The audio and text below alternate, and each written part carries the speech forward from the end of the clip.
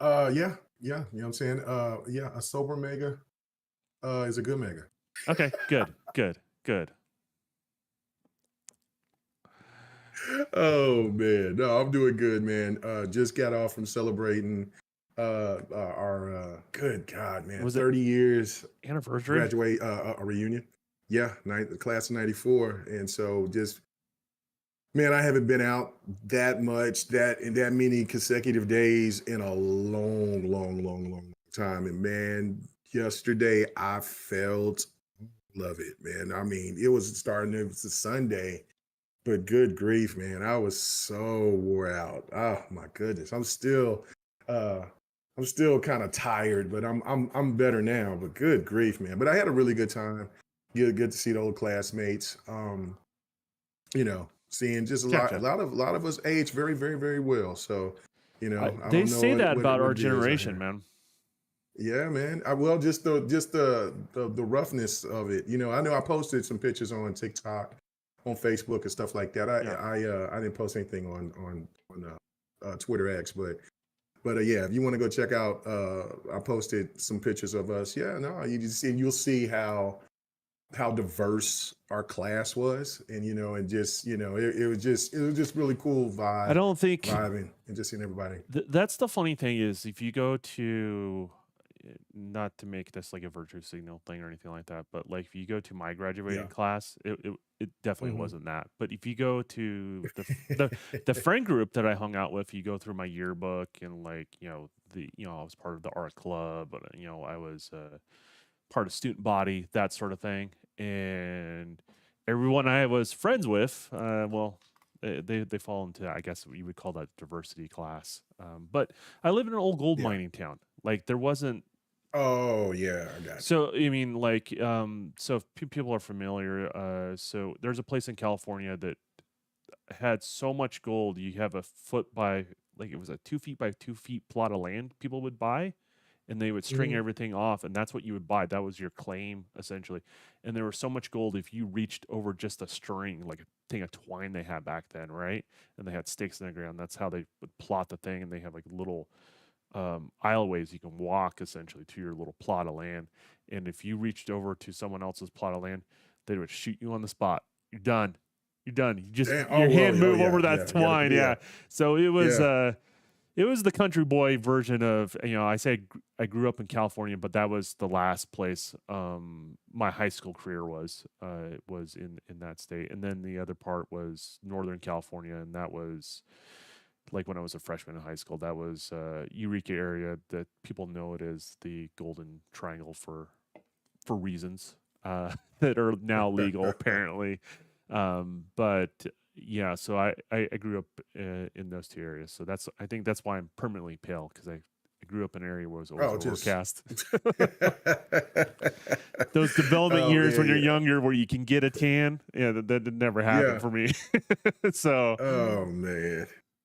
So yeah, so no, but it was really fun. I just haven't partied that hard in good. ages, and still, I'm still in my recovery phase too from all the, from the surgeries and doing, my injuries and stuff like that. So, to get out felt really good because I go out, me and my wife do stuff or whatever, and I go hang out with a couple of friends every once in a while. But yeah, but just a party Yeah. for that long, man, and then that, yeah, and Sunday night, I still kind of was in that mode, but I was like, man, I got to do fight night. And then I was good. I was good. I was like, oh, okay, I'm sipping on a little bit of my Crown Black. And I'm once I get done with Samurai Showdown, I'm going to close the stream. But then Yobi came in, then you came in. I'm like, oh, let the party go. And then I got social drinking. And then after that, I was wasted. So, Yeah. yeah, I know what all I was saying. You know what I'm saying? But it's, I was feeling myself, but it was all good. And then I remember me getting my ass destroyed. I just gave up playing Street Fighter because it was just I was too done. I was toasted.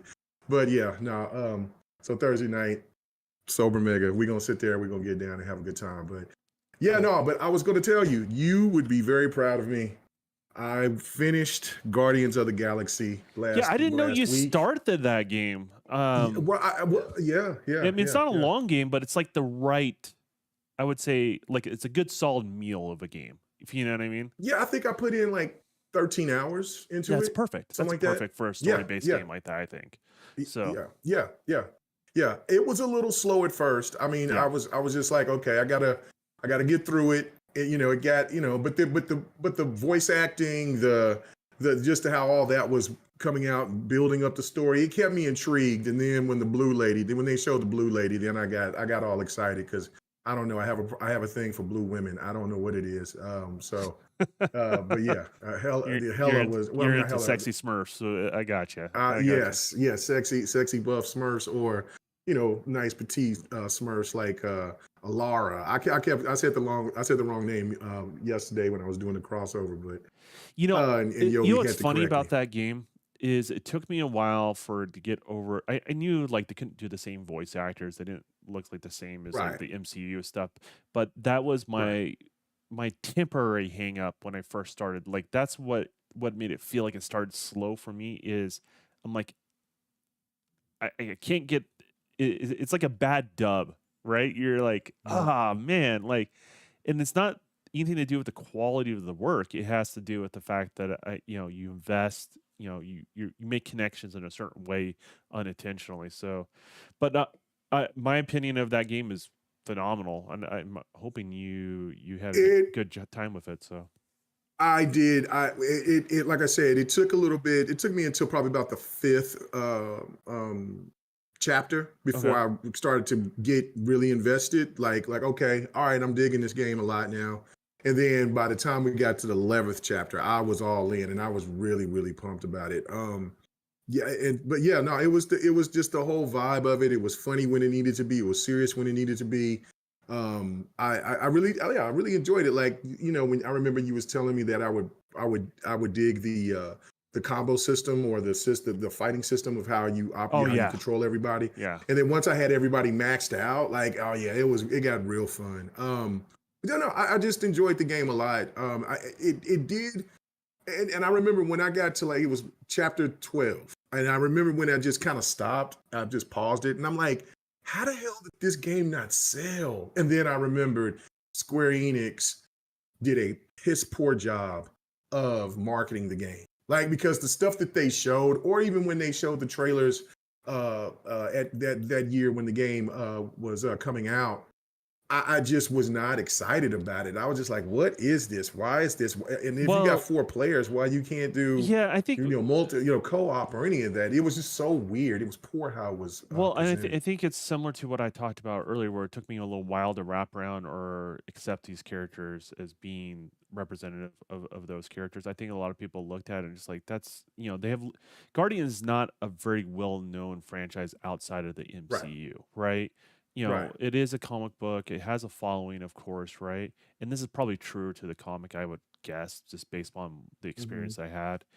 Um, but like the main character literally looks like me, like, and it doesn't look like the Hmm. Star Lord everyone knows with Brad, what you call it, the guy from Oh, Parks Chris and Rec, Pratt. yeah, Chris Pratt. It doesn't look like Chris Pratt, Yeah, so like like that. It's right. like how a character looks is important. Like you have identifiers, Hmm. like that's why you can't really fuck with that shit, right? Hmm. And so with I think games getting more grounded in realism, and then you have other medium forms that people have limited exposure. I think that's what it was.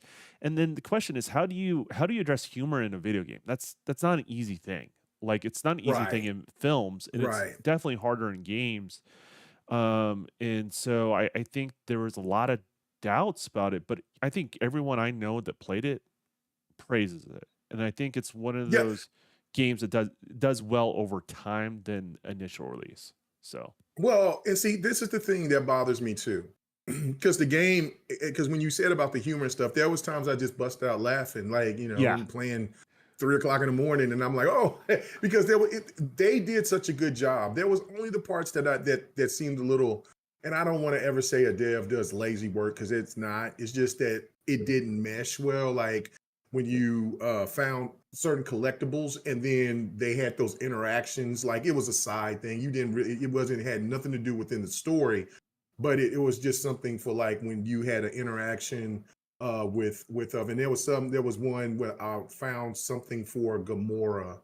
It wasn't the doll, but it was like some, I forgot what it was, but and so the interactions, you could tell it wasn't as crisp as it was through the story. And so I'm like, oh, so you can see like it was probably somebody voiced over something. I mean, It just wasn't they did their flushed out, is what lines, you're saying. yeah, and Yeah. then the other person did the lines, and then it just didn't. It wasn't as connected as the story was, and so that was my only complaint. But no, the game graphically was very impressive. That was I knew that from the get when I booted it up. Like I was like, man, but I never went back to it. But then when you get further in and just see how, damn, the game looked fantastic. I mean, and I hate that game never got nominated for anything. I don't know. I mean, Well, you know it should exactly have what, got at least nominated. I but know, but it's just it's the weird. media. And by the way, like Right. Game Awards don't mean shit anymore now that IGN's bought out all the media. No, Right, absolutely. like It is. who This gets a is vote? tragic. IGN, and Right. IGN. Like it's meaningless. It was kind of meaningless before, but now we can make the legitimate argument that it is. Right. The soundtrack was good. Yobi was just talking about that in the chat, and it Oh yeah, was. the soundtrack was great. I think Yeah. they borrowed that a lot. I think it's somewhat related to the comics, but I think the idea was taken in the MCU and they ran with that Yeah. idea. Oh yeah. And Oh then yeah. It was so perfect. like there was kind of that evolution, and they brought it back to this, and it was phenomenal. I think it's a good game, but it just shows. Oh, it's a great game. I think it shows the importance of people just sharing. Like the people are always going to talk shit about certain things. There are always some people are going to put them pedestal. Some people look for attention, but I think sharing, like I think this one of the reasons why even though I was late to the game on live streaming, I preach it. And if someone has the desire to do it. Just go ahead and do it, because I think that really helps the industry for games that don't really get quite the voice they normally do. And you can at least get a more, I would say, genuine voice in regards to that. And I think that's more Okay. representative of everyone else. So. But okay, so Yobi, was it nominated? Because I didn't see any. I'm talking about the VGAs. I'm not really talking about like for the other things. But I'm glad that it did get nominated for over seven awards, so 7 to 9 awards. But I didn't see anything that it got a nom. I don't remember it getting nominated for anything. Now, it most likely, if it did get nominated to VGAs, it had to be something with sound direction or because of the music in the game, things like that. But I'm just story wise, it was really damn good. Like it was slow, right? Like but still but that's what kept me going with, because of the great voice acting and the interactions to build up those characters. But once the game started really flowing, it was great. So I gave that game an 8.5, man. I thought that game 8.7. I mean, it was a really good It's game. up there with Really good game. Like I would say Sony's storytelling games.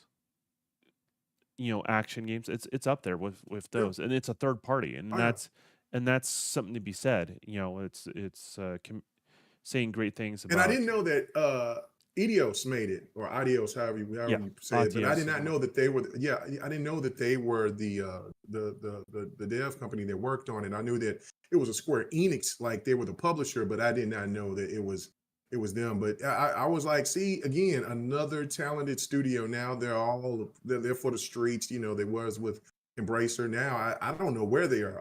Are they still even around, or I don't know. I know they were up there Crystal on Dynamics? conversation for and they may have been rolled into someone or consolidated. I haven't really been Right. following them, to be honest with you. Okay. But yeah, but then again, the industry's bloated. So consolidation is not necessarily a bad thing. Matter of fact, it's probably fiscally responsible, comparison to what we've been seeing in the industry recently. So.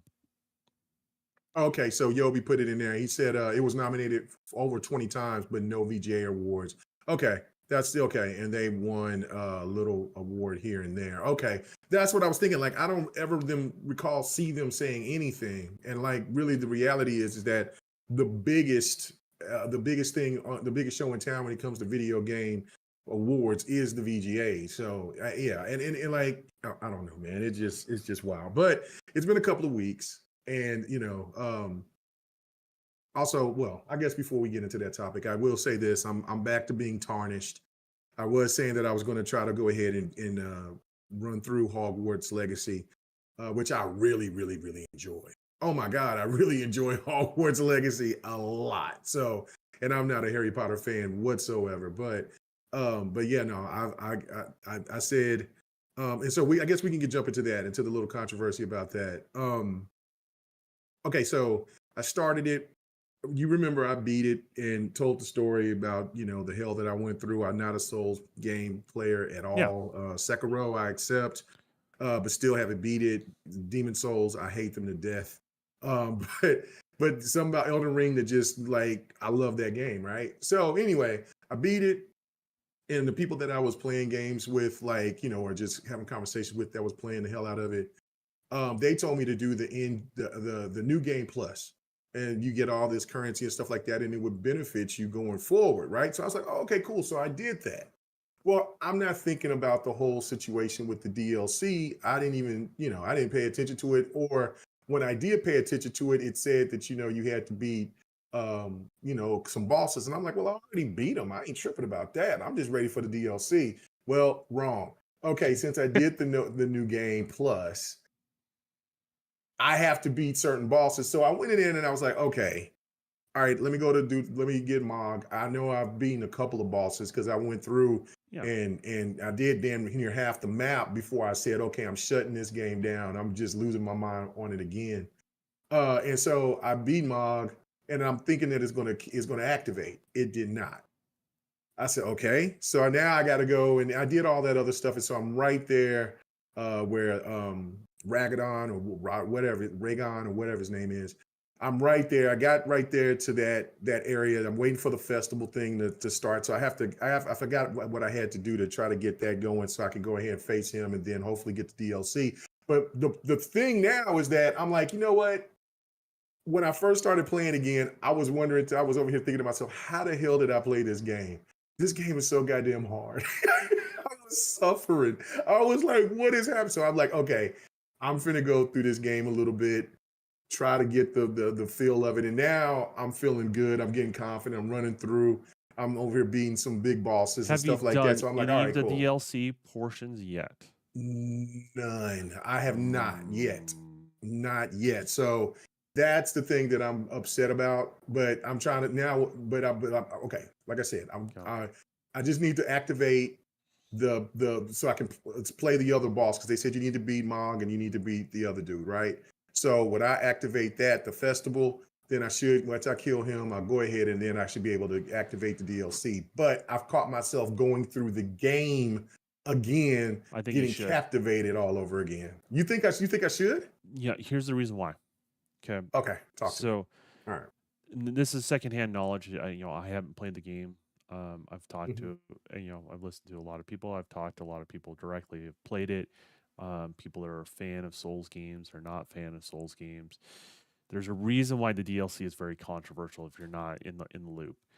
It's more like a traditional Souls game on the DLC. What Uh, what I mean by that, they say the difficulty level has been turned up, and yeah, and I've heard so that. and so who knows? Because a lot of people complained that it wasn't Souls enough for them. They're diehard Souls fan, Mm-hmm. and other people. And I think there's a leveling up aspect to it. There's a steep curve to that leveling up. So that's the reason why I Mm-hmm. say, like, I think it's beneficial to just get into the world a little bit. Give yourself time to acclimate to the world again, the timing of everything, all that sort of stuff. Make yourself feel a little bit like a badass. Um, if they've raised the level cap, do some more leveling stuff before you get into the DLC, because I think that's going to help you going into the DLC. And that way, it's not as steep of a curve going into it. That's kind of my take. It's what I've been hearing in regards Mm. to that. So all it depends on how you approach it. Kind of like in that game, you have complete freedom to go wherever you want. There's no Right. restrictions. So there's a high risk, high reward scenario where you can literally go the hardest route, but man, you level up quicker, right? Or you can Right. or you can kind of nip at it like a little terrier until you get the required skills and points to make it happen. So I think, it's up to you how you want to manage it, how you want to handle it. Be forewarned, there is a steep curve. It is apparently difficult, and that's coming from people that are diehard Souls fans. Um, Right. and Yeah. so I was reading about that. So yeah. And I've seen clips and there was people getting one shot killed. I'm like, oh my God. So and I think that's what, and then it just like the whole, like everything just started flowing again to where I started getting more comfortable of how to avoid, to move. yeah, Now I used to not understand all the stuff that I have available.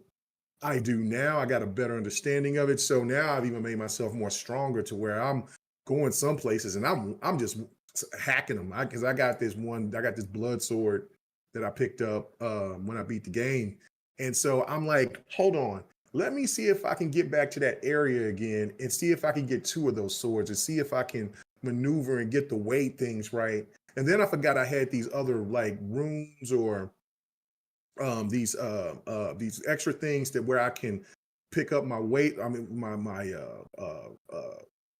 like equipped level to where I can have a better balance to where I'm not overloaded. I'm understanding the game a hell of a lot more now after going through it this time around than when I did just going blind the last time. So I'm actually having a good time. So just kind of walking around doing stuff and getting done with it. So yeah, I am definitely going to probably catch myself playing a lot more of just the regular Elden Ring, and then before I go do the DLC because I'm having a really good time in it. But I am back being tarnished. I'm sorry, Yobi.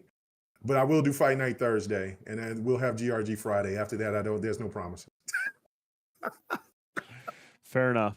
Fair enough. Well, I mean, that's good. I like to hear people getting into games, giving Yeah, things a try, and I think it's good for the conversation to be had, right? yeah. What type of DLC is it? What are you in for? People that are not new to Souls games, you are a liaison for this product that you love. So how do you have a conversation that's productive in regards to that? And so I think it's cool that everyone shares it. And I'm not into it, but then again, you can't be into You know what? you can't be into every game, man. I know you You can't. can't. But Don, I'm gonna tell you this, right? You're a competitor. You're a competitive dog like me, right? I don't know And about that. no, you are, right? You are. Well, And I this make is it the look a thing, little right? Like, easy. I get you. I get you. yeah. And so it's like this. You go in and then it's going to frustrate the hell out of you, right? But that competitive dog in you is like, man, I know I can beat him, or I know I can get past this. I know it's this. And then you'll also catch yourself like, and then like, because the way that you can create the character like you want. Like if you want to be like a Thor, like just with a big ass hammer and just doing shit and just having lightning and all that, you can make that character to that. If you want to be a monk, if you just want to do magic, if you want to be a guy with a sword, a samurai, or just a vagabond, just whatever, right? That's to me is where the game got me is all the customization that you can do within it. It's not the prettiest game in the world, but it's something about it that gets you immersed into the world, and it doesn't hold your hand at all. I didn't understand what the hell was going on in that game at all until I got to a certain point and I started figuring things out and then started following the My path of how things my is. And biggest people have been issue telling me as well. with the game, Help me. and I wouldn't want to change it because it would change the essence of the game itself, right? My Hmm. biggest issue is the fact that you are when you make a mistake, and things like Hmm. Elden Ring's better, I would say. The samurai one, the one that had the axe on the forearm, Sekiro. Sakura, is better at this. Sekiro. But Yeah. in general, when you make a mistake, you make a wrong button press. It's Hmm. you got to own it, right? Right. And you're watching yourself in slow mode making the mistake, and you're just like, Mm. no, you just watch it. Right. That's what the part that bothers me. It tortures me because I can admit I Yeah. make a mistake, right? it's making the mistake and then going, man, this I oh man, oh no, oh, and then that's where my impatience comes in, right? Like Right. where like I'm like, okay, I'm gonna get him now, but now my timing's off because I have that extended time of frustration, if that makes Mm-hmm. any sense. And Oh yeah. Oh yeah. so like it hits all the right buttons to be mad at myself. All those games do. And it's not, and I wouldn't say it's the game's fault. It's a character flaw in myself that I can't watch myself make mistakes for that long of a period of time. Like Ninja Gaiden, if I make a mistake, it's over. Mm-hmm. It's over in just a quick Right. second. I can Yeah. recover. I can get back to it. Yeah, they got the hit on me, whatever, right? Or they mobbed me and I died. And I'm okay with that. Like I can press up against that difficulty wall all day long until I get it. But it's the pacing and the slowness of when I make a mistake. And as I said, not all their games are exactly the same. Some are better. I recognize like Elden Right. Ring's a little bit quicker. I recognize Well, you can the make your Samurai. character quicker. I understand. I think that's what helps me, right? Like, yeah, like you can build up your stamina. Because that's all I really did was build up my stamina. So like I can flip around a lot. Then I've kind of got an understanding of like, you know what? If I do more jumping, and then if the enemy is doing a crazy swing, then I can use that. But if I do more jumping, I'm not using stamina. Yeah. So I could jump as many goddamn times as I want to. And then if like it's a crazy angle that the enemy is swinging at me, then I can either lose it or I got a shield or so like it does take time and it does frustrate the hell out of you. I was losing my shit at times. And there was times I got so frustrated I just cut the game off. But then once it clicked, and it wasn't that far in the game, but then when like I said before, I just went somewhere, was killing these rats and fighting for my damn life, and then all of a sudden I open up the chest looking for the loot, and it takes me to at the time one of the hardest levels in the game. It's the lead, and I'm like, what? What is this? And what is all this red shit? What I'm fighting shrimp that just one hits me, and it was a nightmare. But it made me better. And then when I went through there, did everything that I needed to do. And when I went back to the area that I once was, I was wiping things out because I was already enhanced. But and then there was still some enemies that were still tough that you had to fight and then come back and fight again. But yeah, it's a very unique game that for a genre I just despise. It makes me I'm thinking about it right now. When I get done doing this, I'm getting right back on it. As he, So as he yeah, should, so as he should. But I would right, say my right, suggestion, because I want everyone to get the most out of it. I think yeah, I need to get your wings underneath you again. I hmm think you need to get your good oh, I footing, definitely yeah, get good footing yeah, before you go in there because it is more difficult. hmm There is a steep curve. If there's loot you want to do before going in there, I would advise people to do that. But just like the yeah, rest of the game, if you want to go in a difficult area, there's nothing really stopping you. And if you want to do that in high risk, high reward, you can. I think I think they were trying to cater to the original audience, but I don't think they of Souls like games, but I don't think they really explain like which they don't do in any of the games. They don't really explain.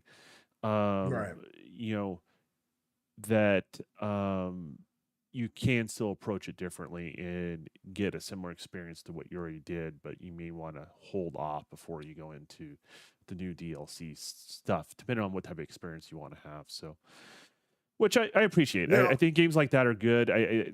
I don't yeah. want to take any away from the difficulty. The only other thing that bothers me about those games is people act like they're the hardest games on the planet. Oh man, no, No, dude. yeah. You tell me when you beat the 8-bit Ghost and Goblins or the Super NES version of Ghost and Talk Goblins, about it. Tell them. we can Tell have them. a intelligent gaming conversation. Yeah. Until Yeah. then, you ain't nothing, right? When you Like, beat Rygar, come and talk to me on yeah, the NES. Come talk to me. exactly, Or Kid exactly. Nicky. Yeah, yeah. Yeah, I mean, Bayou Billy. I Yeah, mean, yeah, yeah. It's these nuts. people wouldn't It's even be nuts. able to beat the original Ninja Gaiden on the NES, and my grandma beat that shit. No. you know. That's it. Shout out to Grandma, man. That's because she's a real one. Because I didn't even get to beat that. Or go back and play the old Shinobi, or Shinobi 1 through 4 Yeah, on those the were difficult too. Genesis. I never got a chance to play them Man, yeah. Oh my God, they were awful. Well, because that was they a they were Genesis they thing, were right? tough. Yeah, that was a Genesis thing. Yeah, Yeah, and I never had a that was their Genesis, games. Yeah. so Oh I never man, got a chance yeah, to try it. But yeah. I was always jealous of that game. I It remember, was great. It was great. I remember being at KB Toys and Mhm. having like they have the game section, and then they would have like that running on like on the demo television behind the counter or something like that, and I'm like, ooh, Mhm. like when you have one console, there's always some games on that other console that you're jealous of. That was one of them. Is the Shinobi series for sure. Oh So maybe yeah. if Look, I'm sure it's on Steam, right? I don't know if it's on Xbox, you know but it's what? on Steam, right? It should be on both. Under the Sega collection. Oh, maybe I'll have to check it out. Like if there's a Yeah, way for yeah, me to get it on Xbox, I probably will get it there. But if not, yeah. And there's I'll pick it up on Steam if it's there. Sega Mega Sega something collection, but it's definitely on Steam. I got it there, but I would have swore that I had it on Xbox as well. But I would have to look. Matter of fact, I mean my Xbox is right here, so yeah, I can go ahead and look while we're Yeah. over here discussing stuff and Anyways, see I if I mean, have like it the on here. Sega collection was never. I never really took it seriously because I'm not a huge Sonic guy. So like Oh yeah, but okay. there were games. There wasn't all the games, but there was a select few games. Shinobi was one of them. I remember Golden Axe being one that I was jealous of too back Oh in the yeah, day. yeah. Golden Axe, right? So any of those like side scrolling action games, those really, those were the ones I was mostly jealous of.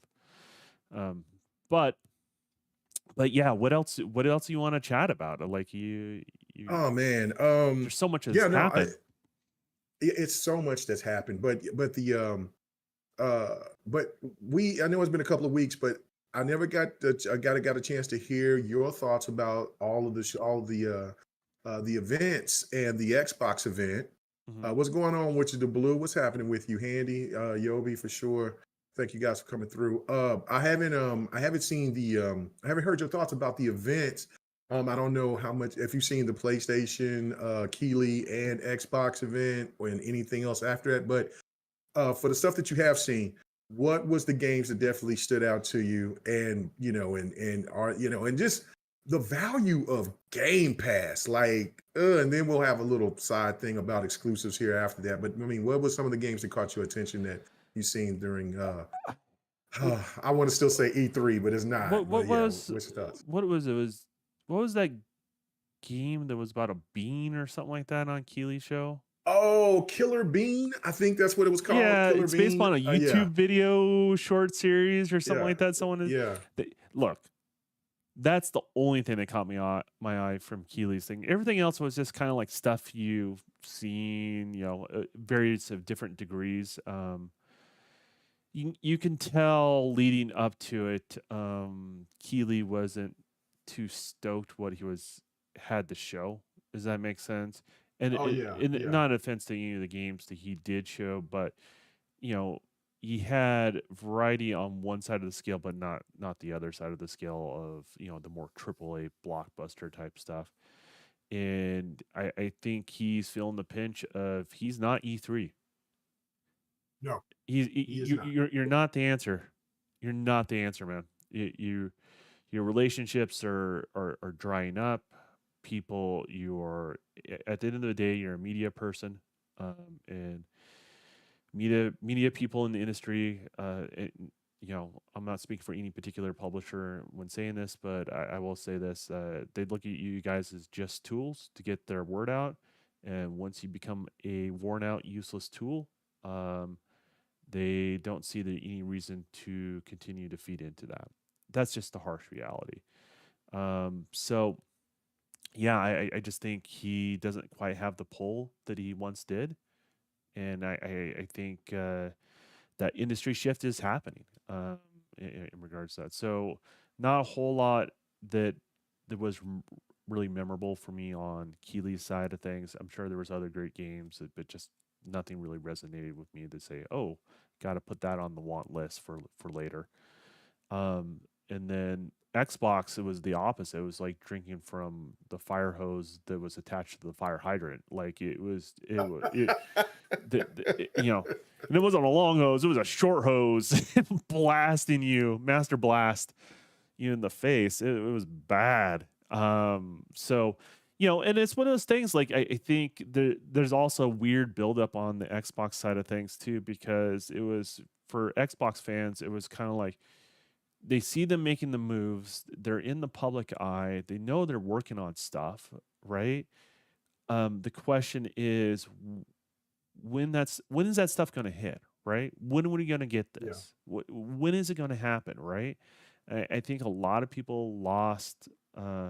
They stopped keeping track of what Microsoft was doing.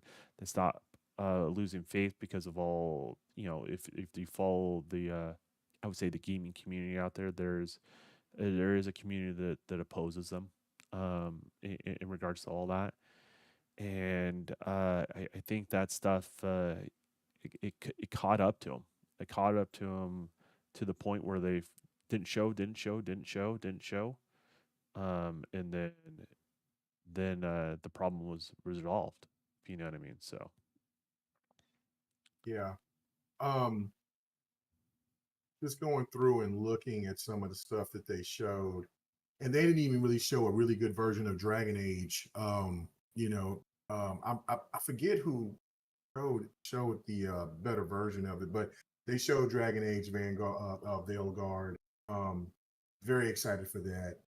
Um, they did show a little clip of Prince of Persia: The Sands of Time that's coming, but that was just a little snippet. mhm. Um, yeah, I, you know, I would think Ubisoft had a better showing than the Summer Games Fest show this year, and I Yeah, really liked last year's Summer Fan Fest Games Fest showing. I thought that was really good. But yeah, by the way that you're saying and describing things, it because he did announce it like a few days before the show that it was going to be considerably lighter than what it was for the last few previous years. yeah. And so if what you're saying is true, that they, it would make sense, because it was like when you saw the pricing. I don't know if you've seen that part beforehand, before they showed the show. Like, that's why a lot of indie developers was upset. There was like, look, we want to have a showing there, but look at the prices, and like they were like $250,000 for each minute. You only had a minute to show a clip, or like 500,000. It was like from like I think 250 You to know what's free? 500,000, something like that. Yeah, it was You know crazy. what's free? What? YouTube. See? You know Yeah, what's included in your cost when you're on a platform? You can put a video there, right? If you want to get paid for advertising, you put on Game Pass, right? So what's the relevancy? Like that business model becomes more and more irrelevant, especially as the community get used to other ways to consume and be informed about content. That changes with time in regards to that. And I think our generation's having there's some things that won't change, like for our generation of gamers. Um, but there's some things that absolutely will change, and how um, products are delivered to us. It's going to evolve. It's going to change in regards to that. So some stuff for the worse, some stuff for the better. There's no doubt about it. So yeah. Like, and even like, okay, for instance, um, Monster Hunter Wild showed it again at Capcom. It looked glorious. It's like they just sit there. Yeah, I was just like, what? This, I mean, the game is not coming out until next year, but the game is going to be fantastic, I'm sure, because Hunter's World is great. yeah, But the showing of it, like, it was, it just graphically it didn't look right. What I'm saying, what I'm saying, it just looked like it wasn't. It just didn't look well. It wasn't a good showing at the Summer Games Fest. But then when they showed it at Capcom, it looked a hell of a lot better. So it's like they just gave Healy whatever, and then they were like, okay, yeah, we'll just show our shit and show the better showing of it here a little bit later. But yeah, I am really excited for Metaphor. That's coming on Xbox. That's gonna be in Game Pass as well. That's one of those JRPGs that's from the makers of Persona. That looks really hot. I'm really excited about that. I'm going through looking at stuff. They did show Dragon Ball Z Zero Spark what is it? Sparking Zero? What is it? Sparking Zero, I think that is called. Um, Regardless, that's a day one. That's dope. That looks like Budokai 3, Okay. to me. So yeah, it looked really, really dope. That was a really good showing for it.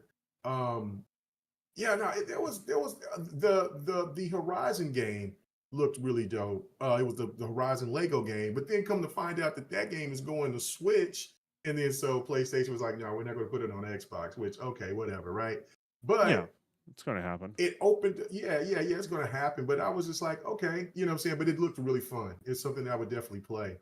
But then there was just stuff like, and I hate to be like that, but like the Harry Potter uh Quidditch game where you on the broom just flying around like that. That didn't look good at all. Like there was just some games that I was just kind of like, what? So I don't know, but yeah, it wasn't the best showing than the other things. But yeah, no, I did like the and Jeff Keighley did leave it off with a PlayStation game like he always does. That Phantom Zero looks really, really good. That looks like a really it's a like a it's a hack and slash Okay. game. Looks really good. And then of course they showed that Black Myth Wukong Which looks game. great. Yeah, that looks fantastic. That's something that we can get into and talk about. But let me just go ahead and ask you about the Xbox showing. Like, I mean, what was some of the games there that you seen from there that you just was like, damn? I mean, I know it was so much stuff, but what was the games that just caught your attention and you're like, yo, I this is why I'm an Xbox guy.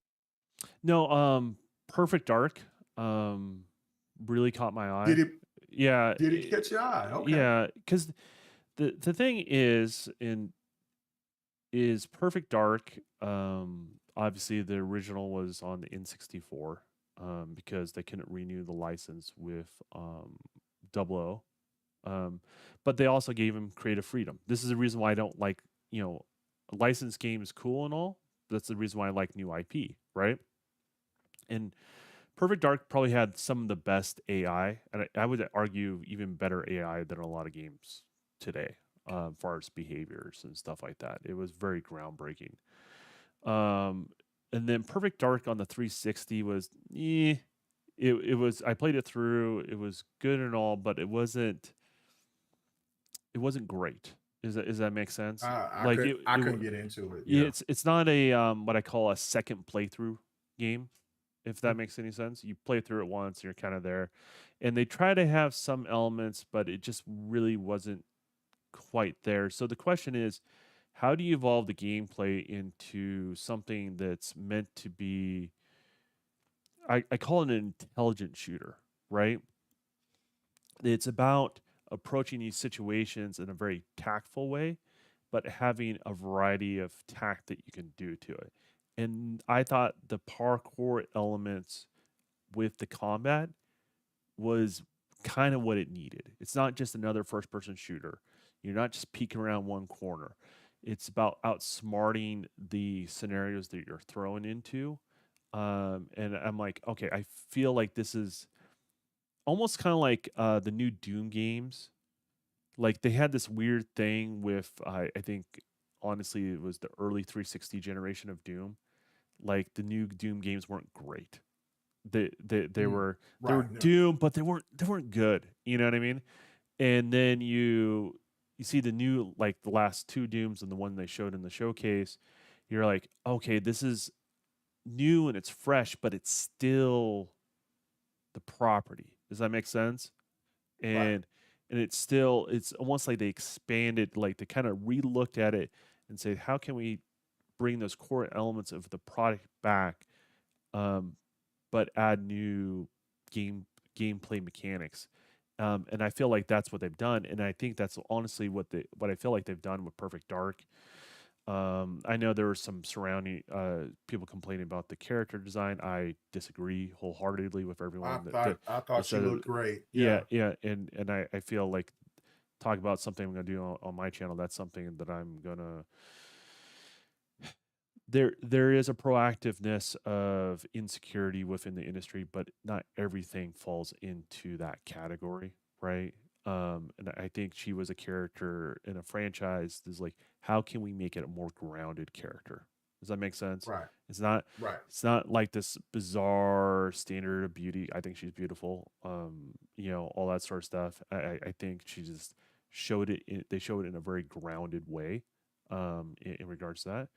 As long as there's no hidden agendas behind it, you're not changing the essence of what the character actually is. I think that's good. And I think from an elements of character design, like like they showed the earlier tease, and I'm like, I'm glad it's coming back, but it doesn't quite seem right. And then what's cool about it is they took elements from the 360 version, which was a kind of a radical departure with the red hair and the blonde streak and all that sort of stuff. Yeah. and Yeah. and then I would say the original one was very much, it was also the limitation of the hardware at the time, but kind of more of the business kind of woman. But she was a very feminine archetype in regards to that, right?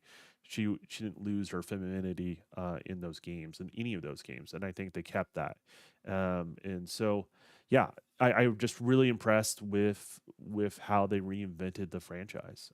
Now, what the final game is, we'll see. The new Doom game that looks hot. That looks dope. That I'm looks real digging dope. that, like um a really brutal version of Captain America. It's what it felt Pretty like. much. Yeah. Yeah.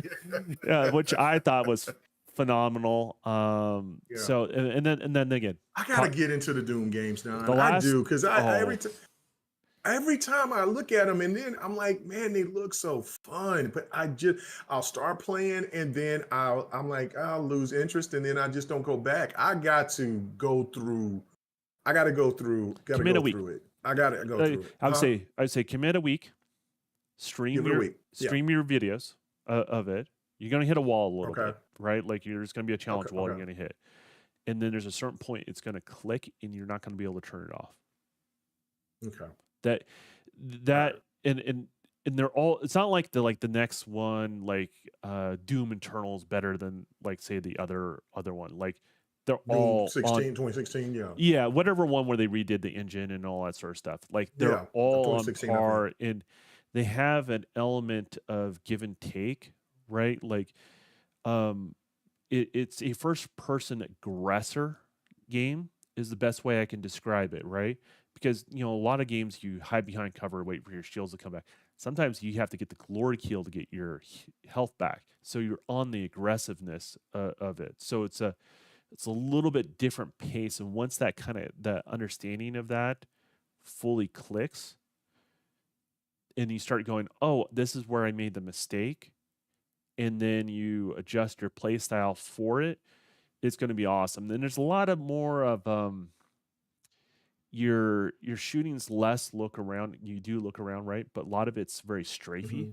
Mhm. So understand that, like, a lot of your targeting is more strafe like than look around with the stick. And once those two things kind of click in, you're like, oh, this is a different first person shooter than I'm used to.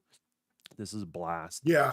And then by the time you're done, by the time you finish that, you go into other first person shooters and you own the lobby. Own the lobby. I can't tell you the acceleration in my skill levels after playing Doom. If I feel like I'm slowing down, I'll pop in a couple hours in Doom. I can pop into any other first person shooter, and you get elevated as a first person shooter person. And get busy. You Okay. just it elevates it that way. So yeah, so Doom, huge. Excited for it. It looks a little more like hand to hand combat. There's interesting things if you play the other, like the last Doom. Yeah. I played them. I just haven't got through because I went pretty far. I thought maybe in the first one, but I just stopped. I haven't gone back. So I'm most likely going to have to. Well, I say not the first one, but because I have played the first one, and then I was like, okay, that's cool for what it is. But I was playing it on a PC, mouse and keyboard, and I just was not having a good Well, time with the that. last Doom, they hinted at a bunch of like previous war type scenarios Mhm. between like the demons and the character you play, and you'll see like the big mech robot version of your character, like lights out, tumbled over, like let's say 20 stories tall, like knocked over, and is as part of the background. And now you're Mm. playing that thing, and you're playing that history that happened in regards to that. And so I think there is, if you play the other Dooms, there's a little bit extra in that trailer than a lot of people realize, if that makes any sense. Mm. Um, I'll give it. I'll give it a shot. Since I went ahead and how long you say it is? How long is the story? um, if you kind of get over the skill wall, I would say about an 8 hour Okay. playthrough. 8 hours to 13 hours, depending on the person. If you're a little more exploratory on things, Yeah, or if you which I run am. into issues like with puzzles, because there is some slight puzzle elements of how to unlock certain areas and kill enemies, all that sort of stuff. But yeah, and I would say it's pretty difficult. Like I did think I did it on the harder difficulty, but even regular difficulty is not much different than the harder difficulty. Just to I be don't. I clear. don't play. I don't play on. I don't play on normal difficulty. Okay. I like to be frustrated. So we'll Okay. see. We'll I'm see. just letting you know But also, the frustration I can got come you. on I either got you. level. So that's Yeah. I was just gonna say yes. They do have it. They have a. They got the Mega Drive Classics on Xboxes for $30 right now, but it has 50 games, and they all and out of those 50, it has Shinobi. It has really. uh yeah, How much Altered is it? Beast is 30, All right. but it was got 50 games. It's got 50 games. It got Golden Axe. It's got Monster. It's got Monster World. It's got, of course, Sonic. It's got Streets of Rage, the old Streets of Rage. But yeah, like it's 50 I games on it. I So I would play through that. they got one of my favorite fighters, Eternal Champions on there too, which is one of my favorite fighting games ever. Mm. So it's got Fantasy Star Yeah, two. Fantasy Star I never think really resonated with me, but I get it. But right. like I can look, if five of those games, those retro games, are up your alley, $30, it's worth it. It's worth it, Yeah, right? yeah, because like Yeah, we talk about that every game's for every person, but if there's five of them you didn't get a chance to play and you want to play them, I think that's worth it for $30, even though they're older yeah, games. So, right. but yeah, Yeah. that's I would say Doom is another big one. There's certain things I'm probably not going to play or participate in, but honorable mentions. I think they did a good job on the surface, at least. South by Midnight. I kind of like how they took the style of the I'm, stop motion animation on how they animated. yeah, So it's a higher frame rate, but it has this like intentional kind of, I want to the best way to describe it, because basically you're combining what like clay animation looks like, right? right, right. Right. Yeah, like it's a That delayed like look, but it's yeah, not. like there's a stutterness because you're Hmm. animating everything frame by frame, right? But doesn't mean the game's not smooth. They do that, and I think honestly, you can do interesting things with you know develop with mechanics with that. But I will be passing, just unfortunately, just the way that studio has been treated. Um, I'm I don't know if I'll participate in that game, but I will, say on the surface it does look good. And Call of Duty looked phenomenal. The whole new animation system, um, Yeah, that looked, I'm not a Call of Duty guy. That's no, you're not. that game But looks good. The new they caught your attention. Yeah, yeah it looks really impressive. yeah. So and then there's so many other stuff. I just don't know and then here's the thing: we don't know what's exclusive, what's not. Even though that doesn't really play a factor if I play a game or not, but maybe I pay a little more attention at the time if I know what's going on. And then then Gears was my main highlight in regards to that. Of course. And Of course. While we're seeing Gears gameplay, yeah, pure Gears gameplay. yeah, but Gears is a bittersweet thing, right? Like this is the same team working on it, but Phil said like they're kind of rebooting the team essentially because leadership changed Yeah. in regards to that. Rod is somebody I think very highly of in Yes. industry. You know, you Like, love Rod. yeah, like he's the type of guy like when a studio's in trouble and they bring him in, the game turns out good. Like there's always cuts that you don't want to make, you have to make and stuff like that. But like the game is still the game at the end of the Yeah. day. The vision comes through. Unlike He's that, done one hell of a job with Diablo, I tell you that. yeah, and I've been playing that one recently. But you know, and that had troubles too. Like before they brought him in, it was having development hell, and he made that he made the game come through regardless of what was going on before. He's able to recognize talent and consolidate it into that direction.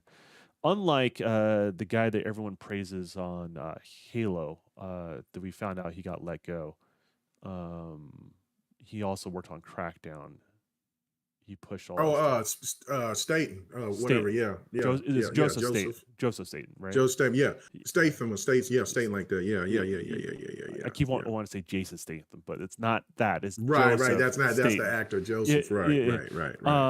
But yeah, he, you know, like, yeah, there's all sorts of things going on with 343 right now, and I don't know. Oh yeah, that really stoked. I got hearing, to be honest with you. I need.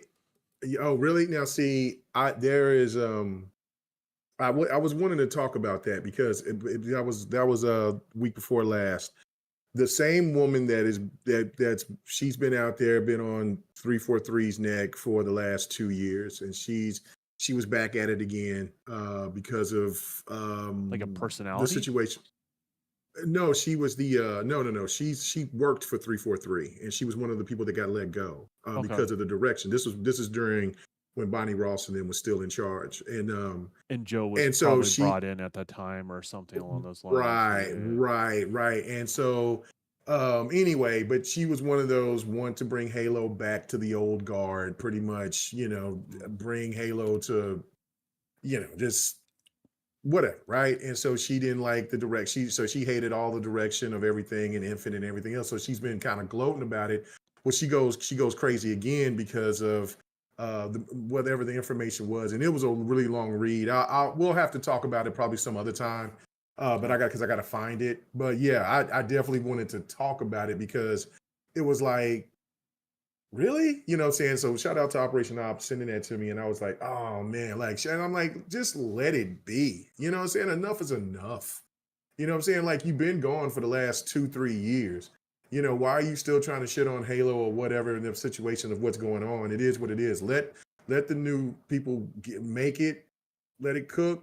If you like it, you like it. If you don't, you don't. The reality of it is that you got to let 343 make the Halo that they want to make. Everybody keeps on trying to put their finger and stamp on it for what they want. Yeah. It hasn't worked because they've been, because I think Halo Infinite for what they did was the perfect marriage of making you feel like you're playing an older Halo in a sense, and you had a little bit of that essence of Halo 4 and 5. You know what I'm saying? Just you know what I'm saying. I think they did a perfect balance. More and more as time goes on, more and more I learn about what got cut from Infinite.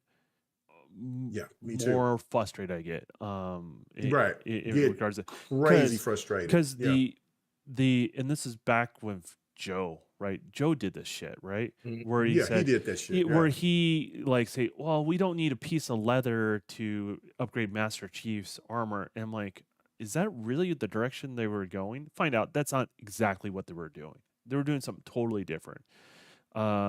The level structure was supposed to be like almost like 8 times what we got. Right, which should have been. And so it's going to be even more rich, even better engagement. The Infinity that Crash was supposed to be like a hub that you would always go to. Yeah. All this stuff. Like I'm like, I understand certain things on paper like sound good. I've done that with my own development documents. Certain things sound good, and in practice they don't work. But I can't look at the talent that works there and say, well, all that shit didn't work. Like, obviously, there was some sort of leadership challenges that were there, and they made some missteps. Like they should have upgraded the engine before they did Halo 5, and like stuff like that. Like there were things down the Yeah. road. But my biggest issue is a leadership role. I forget his exact title, but I think it might be creative director or something like that for what 343 is currently now working on. And he talks about his struggles with how he really couldn't work on a first person shooter that had real guns like Call of Duty and stuff like that. And sometimes Halo flies too close to the sun for him on that sort of thing. And my take is, why the hell are you working on Halo? Right. Right, Right. there's nothing wrong with those takes. Those are your takes. That's how you feel. Whatever. I'm not here to tell you how to feel. But art needs to mimic the passion of the individuals that work on it. Absolutely. Like that's when we get our best stuff. In regards to that, that's when artists surprise themselves, right? And if his heart's not into that style of game, and I understand it's a job, but maybe that's not the job for you. And I'm never really a big advocate of like this person said something I disagree with, get rid of them or whatever. Like I'm not. Cancel culture can go both ways, and I'm not for that. I think that stuff's bullshit. All right. But I found it. So I found what she said. So okay. it's a pretty lengthy But read. But let me go ahead and let read me it. finish this one thing. So my take Okay. is Okay. my Go take is ahead. this: if you're openly Mhm. admitting that, you're saying you're not qualified for the job. You should be let go. Oh, I Right? agree. I You agree. know Yeah. that's there's too many jobs on the line. There's too many things like that. People do misspeak, and I'm not advocating for cancel culture in any sort of way. But you openly admitted, if you did that in closed doors behind 343, you need to be talked to, and you either find a different job within. There's plenty of games within Microsoft, right? Or if there's not a good fit for you out there, then you need to go. That simple as that. That's appalling to me that somebody in a leadership role would have a take like that. And he's blocked all his mentions. He's literally locked down his whole entire Twitter account because he realized he screwed up, sort of thing. But I hope he lands on his feet. I hope he finds something that is more suited for something he enjoys. But yeah, Yeah. I he's got to think he's go, doing man. something with it. Yeah. Yeah. No. Yeah. There's no question. There's no question. Anyway. So this. Um. Okay. So let me get. So she said. So last night, Marcus Letho, the co-creator of Halo, liked my post. It was just before he mentioned the Halo. Because there was this remaster that's supposed to be happening or something, and it was supposed to be shown or whatever like that, but it wasn't. So I just want to share something that no one else knows. 343 didn't want Marcus. They made it clear to both him and Marty that there was nothing for them at 343. Keep seeing fans saying 343 should hire him. So I just wanted to let people know this. There's a reason I do not like the company, but there are some good people there too. Yeah, okay, that's where you already made the bullshit statement. But anyway, whatever. Sometimes people see my post and think, "Wow, she really doesn't like 343." It's because 343 has done a lot of bad things that no one knows about. I I know things that I've never talked about publicly. Some are legal reasons, but I do plan to let people know in the future. It's not just for what they've done to Halo. It's also how they've treated the original creators. Some at 343 have downplayed their contributions, trashed their games, and mocked their fans. Um, Hardy LaBelle, you know what I'm saying, the lead designer for the multiplayer for Halo CE, Mhm. tried to reach out to 343 a long time ago, but made it clear to him that they wanted nothing to do with him. Paul Russell, former environment artist and who gave Halo its name, once applied for a job at 343. They made him wait in the parking lot for an hour after the interview. Their lead artist came out and said they'll call him back, but they never did. Later, a friend on the inside told Paul, "Sorry, no Bungie people." 343 has never wanted the original devs working for them. They only brought on Joe Statham after the disastrous Halo Infinite reveal. Joe offered to help Bonnie and steer 343 in the right direction as a favor, but they decided to hire him instead. But they knew they were in real trouble and needed his expertise. But despite Joe being one of the creators of Halo, some idiots that were still pushing back against some of his ideas. Alex Wakeford was a member of the Halo community who had become infamous in Halo circles for writing absurd articles about Halo and Bungie and making claims that they included references to rape in their games.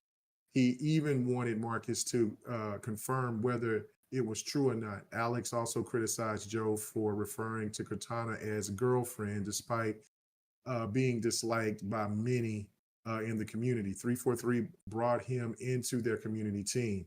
343 also really mean to Jeff Stazer, the iconic multiplayer announcer. They tried to replace him and made him aware of it, which upset him. Jeff wants to keep the details private, though. It's no secret that 343 also tried to replace Steve Downs and Jen Taylor, the voices of Master That Chief was and back Cortana. in Halo 4. They made him retry. Yeah, they did. I remember that being said because of his age and everything like that. But because voices change. Voices change over time. So this is. Well, there's a little bit more, and then I'll finish it. Okay. Well. Okay. Keep going. Go ahead. Well, I was going to say she's full of shit. I don't want you to. Oh, okay. Well, that's okay. I know enough of people. I mean, they don't currently work in 343. They've moved on, but I know enough of people that work through the Halo 5, Halo Infinite generation, and the context is incredibly dishonest on her part. The reason, let's say the no Bungie thing. Who the fuck? Who do you fuck do you think works for 343? A bunch of people from Bungie. What is the history of 343? What is the history of Bungie? At a certain point, they could not agree on what they wanted to do next. They had creative differences. So just like a band, they split up to do the things that they were interested in. So Bungie got to work on Destiny. Destiny has been a successful franchise. It's gone through some ups and downs, but at its core, it's seen success, right? And then Microsoft's seen their own success. To be honest with you, Halo 4 way outdid Halo 3 in profits. Halo 5 outdid Halo 4 in profits. I don't know exactly what the profits are in Infinite because the business model is slightly different and it's hard to justify. And people could go going, well, Halo 5 only did so well because of the consoles, the exclusive consoles and the merch. Yeah, that's all part of it. That's all part of the IP. Yeah, when you release a game, it generates interest and people buy shit for that, right? Doesn't matter if it's a DLC pack or a statue. It doesn't matter. So my point is, and even if you took all the merch away, I still think it outpaced all of them. So the reality is, Microsoft in 343 technically saved Bungie, and vice versa, Bungie technically saved 343. It cuts both directions. It was not a healthy relationship. So there are certain people that just didn't get along with other people within Bungie when it was whole. So when it splits up, people are going to have some sort of level of animosity towards other developers there. People are going to ask, HR is going to ask, if you have a problem if you bring that in, because they have to think about how it's going to affect the culture within that studio, if that makes any sense. And so it makes perfect sense. And people leave out people like her are into either, I don't think she's dumb, right? So the only thing I'm left with is she's intellectually dishonest, right? because she I wanted would to just say she's scorned. what Yeah, she wanted to yeah, get she was her scorned. way. And the reality is sometimes you just don't get your way. In Right, regards to, you know, if I was working with Joe, I would disagree with him wholeheartedly.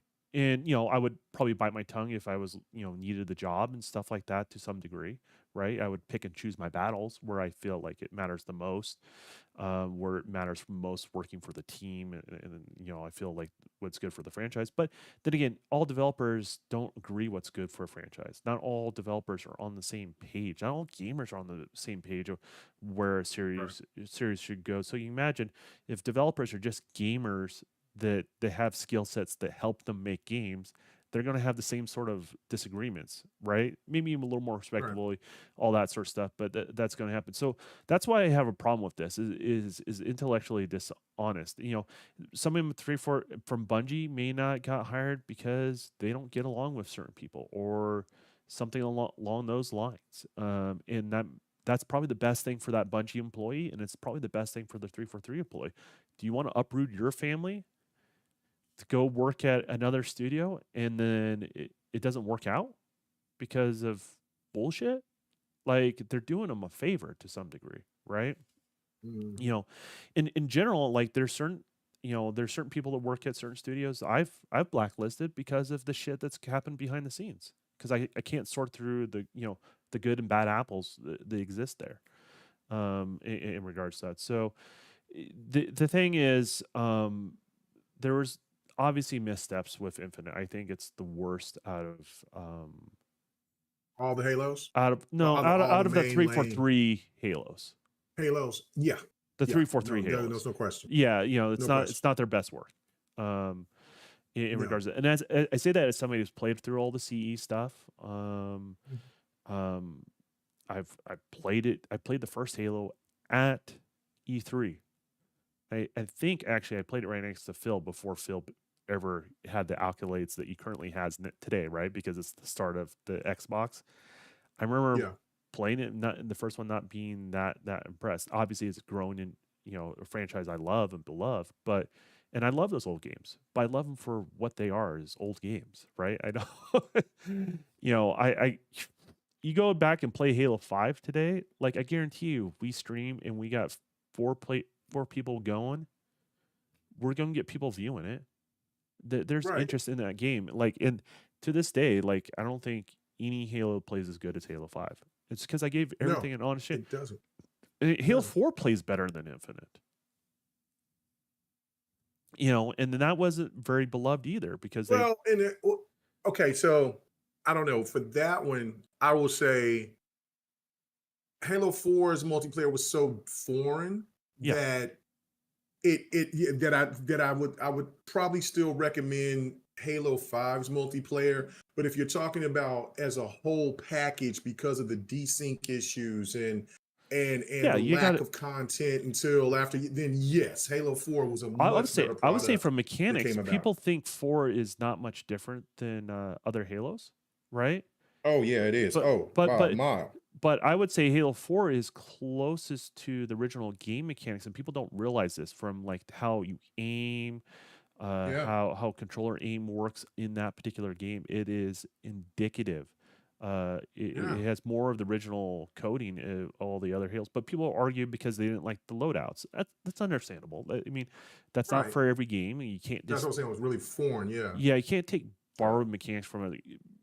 But I guess at its core, the I guess the turmoil with 343, people are allowed to have their take on it, and that's fine. I'm not, but I do feel like there's a level of dishonesty because the person didn't get their way.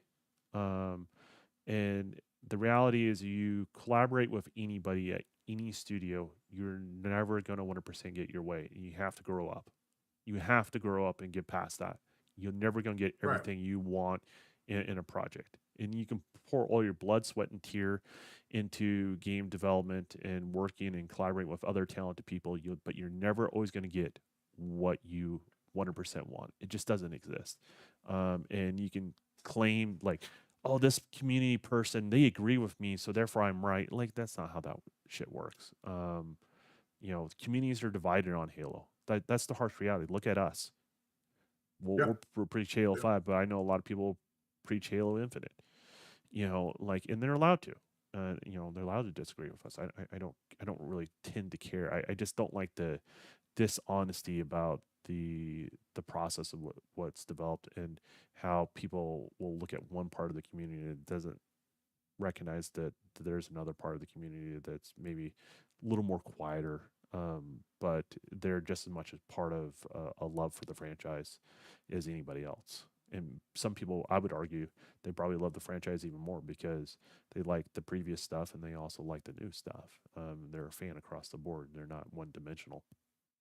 So, Right. And that's what it is. I'll finish reading. It's not that much more. but yeah, go ahead. But anyway, yeah, no, but she says there's also more things and stories that people don't know of. Jamie Greshmeyer, the Halo lead design, even recently said that 343's relationship with Bungie was unnecessarily hostile, which confirmed a lot of things I've been saying for a while.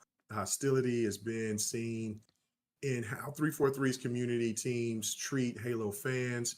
Just look at how Snickerdoodle and Cowgirly 343 have unfairly blocked hundreds of us from Halo and Halo support.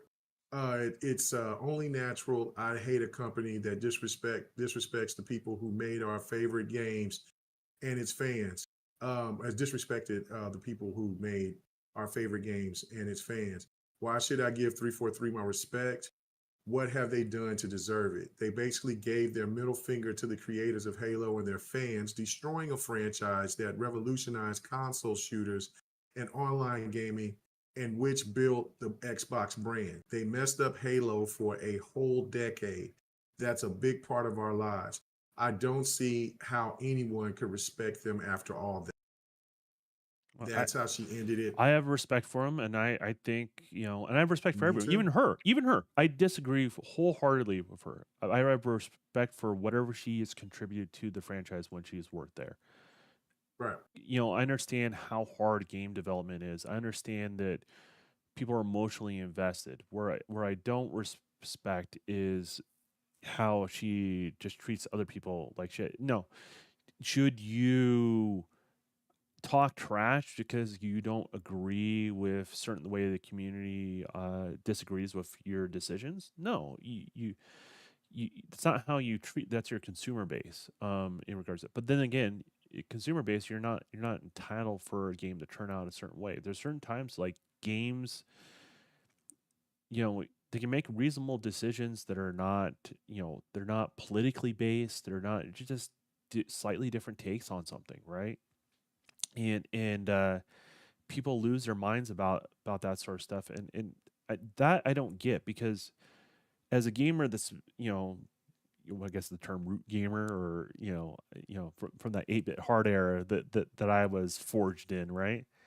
Is It is one of those things, when you have different sequels to games, they were different than the previous ones, dramatically different, right? Do you show the same energy to Legend of Zelda? Like, Right. or the Mario Brothers games? Are you going to show that same energy to those sort of games that are radically Right. different each one? It's still Mario, Each right? one. But Right. let's be honest, Mario's abilities change dramatically per game. You look at the first Legend of Zelda. It was a top-down kind of action RPG sort of game, and then the second one was a combination of, like, they combine like what you saw in Final Fantasy with the overworld, and then all the combat was side-scrolling. That was a dramatic departure from the Yeah. original series. And then they go back to the root thing, and then they, where I think on the Super Nintendo it was, they retold the story from, a top-down perspective.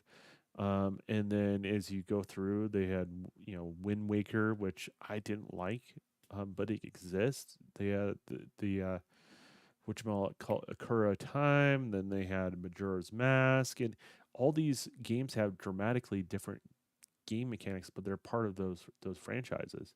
And I'm more subscribed to that element of things, where you can borrow new game mechanics from different things, but at its core it should still be at that. I'm not as, I think, I do want like a little bit wider berth for games to be able to explore things.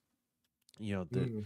if you're not getting into the political nature of things, you're not changing the essence of what the characters are, and you're expanding the franchise, and you're not you're not like you're you're not politically like virtue signaling to put other people down and create that controversy. You're just making a game that we all can enjoy from all different backgrounds, and you explore new content, they come and take. That's fine. And I don't think there's a fan base within the Halo community that doesn't want they want the Halo CE over and over and over and over again, and Right, man. Yeah, it that just ain't. doesn't work. These Like kids are not going to play that. That's what I'm saying. Like, your old ass will still play it, but the younger audience is not going to put down Call of Duty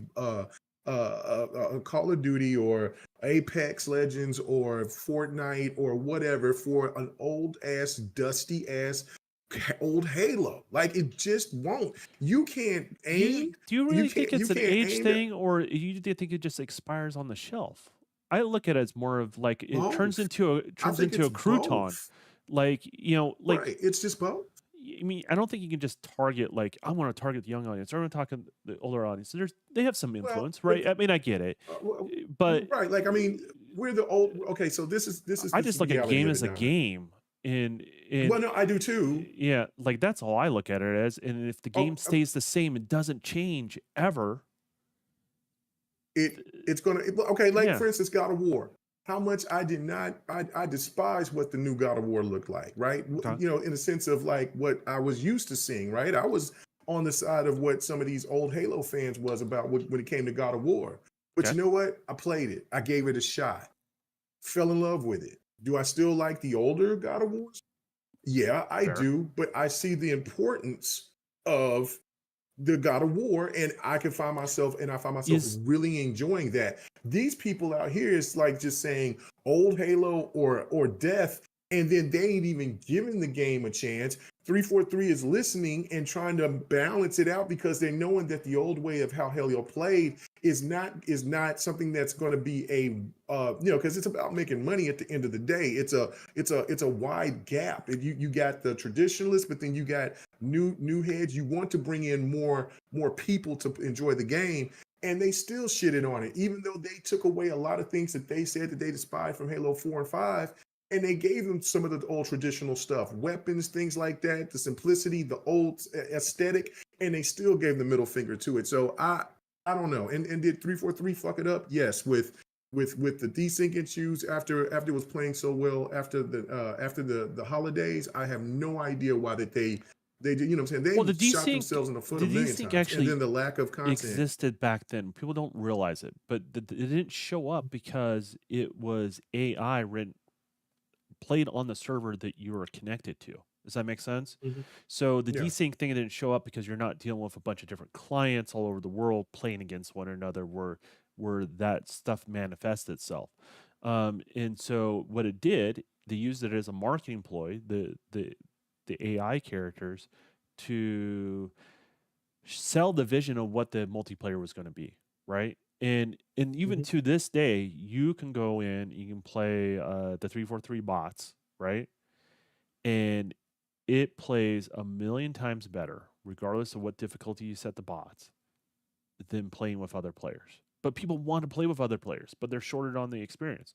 And so, I mean, the net code's a little bit better, and they're doing things to help out with cheating, so I get less of the bullshit type kills. Like, but there's a lot of shit that goes on with Halo when you are playing against others. And one of the biggest things that I know that discourages people is they don't know how they got killed, right? It's one thing if you know how you died and where you made a mistake, so you can adjust and become better and push against that skill level. But when you have the bullshit that you just don't know, even like a veteran player, I'm like, I don't know how I died. Like, what killed me? Like, I don't, you know what I mean? Somebody that's played Halo for almost 20 plus years, like, I don't know what killed me. That's a problem. And it's because, or if I win a battle, like, this is what I hated too, is the swings both ways. If I win a battle and it's because I have the advantage because they couldn't see me, at the same time I saw them, that's bullshit.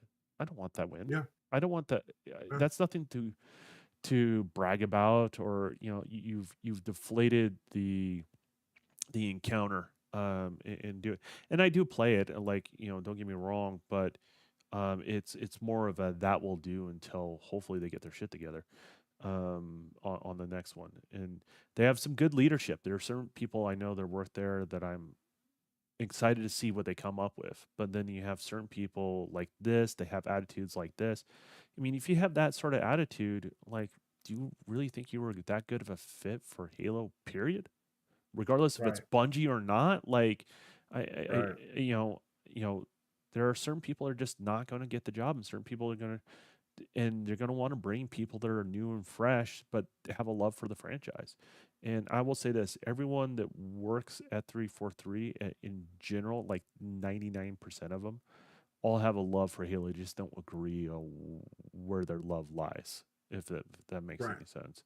And, Well, and no, and that's something that they got to find out. That's why Halo needs to stay on ice until they come out with the perfect product. Like, listen, we gave our feelings about the game, yeah, or about the franchise for years, right? And now I've just said, look, y'all make what y'all need to make, and then when the product is done, I'll make the determination if it's what I like or if it's something that, look, I mean, Call of Duty might be my main. You know what I'm saying? I mean, I'm always going to love Halo. I'm never going to give up on Halo or not stop supporting Halo or something like that. But it just ain't going to get the time and the effort. Like I did. Like my whole thing is, like, I want to play some more Infinite, but I can't play it on my PC. You know what I'm saying? Like, that's where I want to play it. I want to be close to the screen so I can see it, play it. You know what I'm saying? Get the feel of it. And I'm an old man. I mean, shit. Like, I play it on my TV too, but I want to. but I want to have that's all what that glam and glitter. I paid the money for me to see this game at its best. you were And sold. and I was playing it that way. Yeah, you were sold yeah, on that, and so yeah. therefore you invested in that. And I will say And this: that's off. the Series X Yeah. from the PC maxed out is really not much different. It's very close to the exact same settings. That's even running at the higher refresh rate. To be honest Well, with no. you. It's not about the refresh rate or the or the what's called. Like, my TV's getting older. My TV is almost a decade old now. Like, so it's Yeah. time for me to upgrade, right? But my thing is like, and so now I'm starting to notice, like, certain things, like if I got the same game, or if I could do play anywhere, or if I just got another version of the game and I could play it, like, so sometimes if I want to play it here on, like, if I want to play Starfield, I'll play Starfield more often on my PC than I will on my Xbox, but I'll still, go one way or the other just to keep the field, whatever.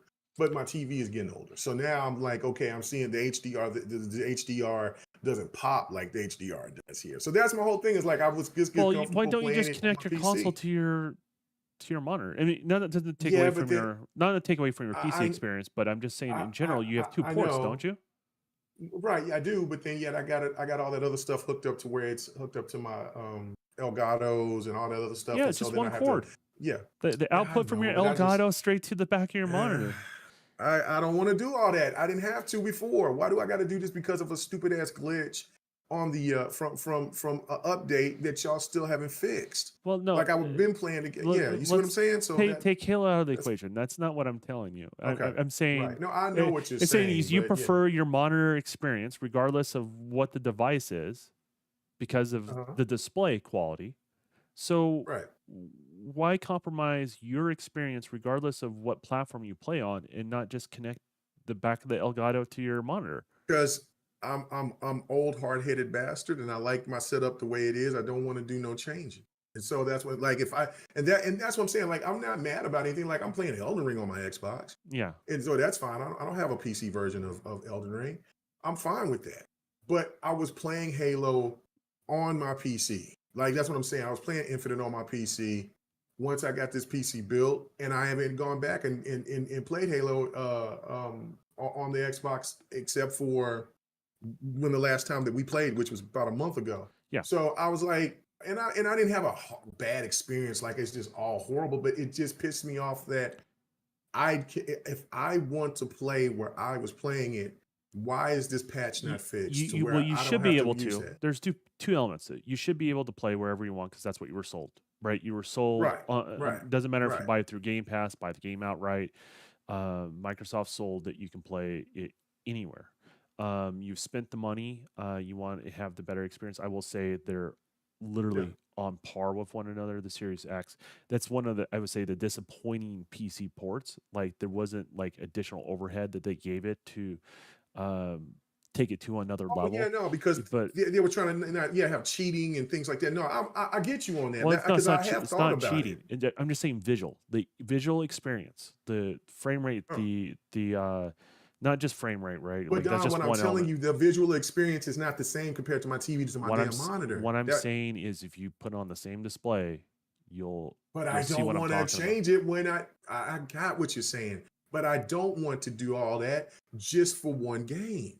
You see what I'm saying? Like I already have this all set up, Okay. and I have it set up. And the reason why I'm so frustrated about it is, yeah, I could do that, and then just keep it moving. But why should I do that when I didn't have to before?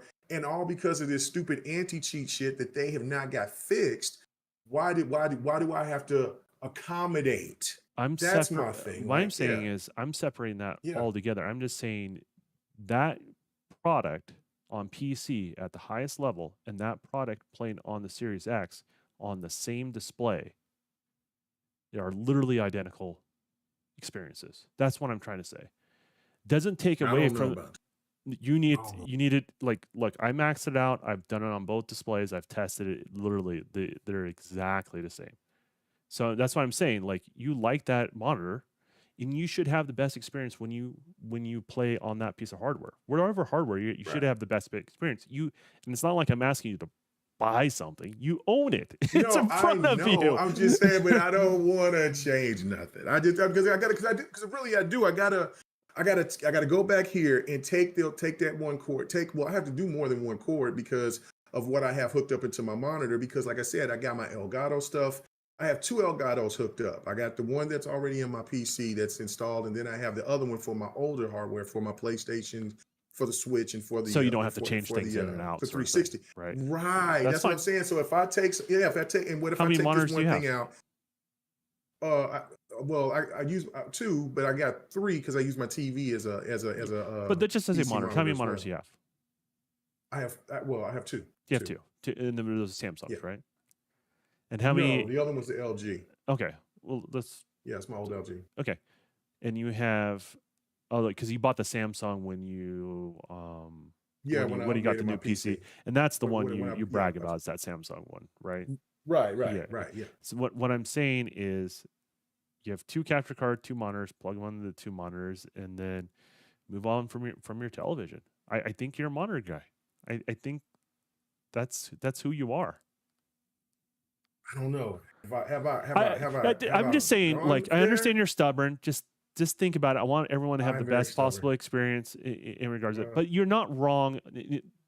Regardless of this conversation, you're Yobi not. said I could play the game through the cloud, so I haven't even thought about that But through the PC. but I'm saying you're not I wrong. might try that, Yobi. You're not wrong from your poor PC experience of the game, as far as an Right. expectation as a customer.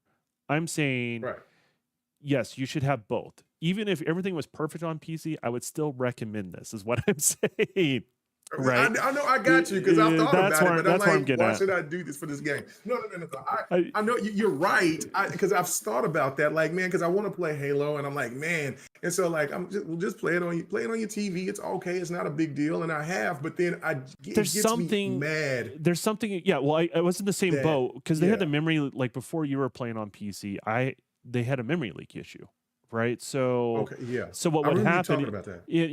You play it, and the next thing you know, it just wouldn't release the memory, so it just kept using more and more of the memory, and it would play until it ran out of Yeah. memory on your motherboard essentially, and then the game crashed, right? Like that, and that was that way for like I think after it released, it was like February to almost summer.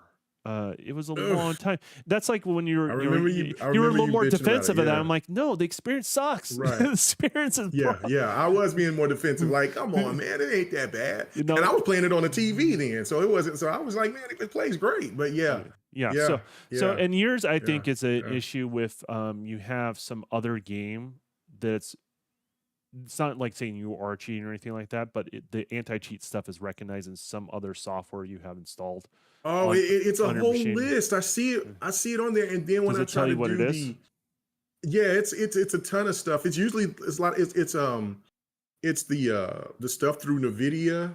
Okay. Like my installers for NVIDIA. It's the Asus installers for my lights and stuff. And I'm like, I'm not deleting all. And I deleted a few things, and I'm like, well, holy, maybe that will be the change. And it wasn't. And I'm like, see, now I'm just taking away shit for just one game. Everything else is working Yeah, fine. and that's So like, where I yeah, was at with and that's where I get memory frustrated. leak issue, right? Like Yeah, I can yeah. overclock the RAM if I want to and everything that I do, but the reality is I shouldn't have to downclock it for one game. And then when I downclock Right. it was still a problem. So like, it's not the hardware, it's the software. So yeah, I mean, I guess we can harp on Halo forever. Yeah, no, It's that's not why, going to change. yeah, I just it's not going to change my nothing. point is like when you see people and they do come from a position of authority, they work in the industry, they work at that studio, that sort of stuff.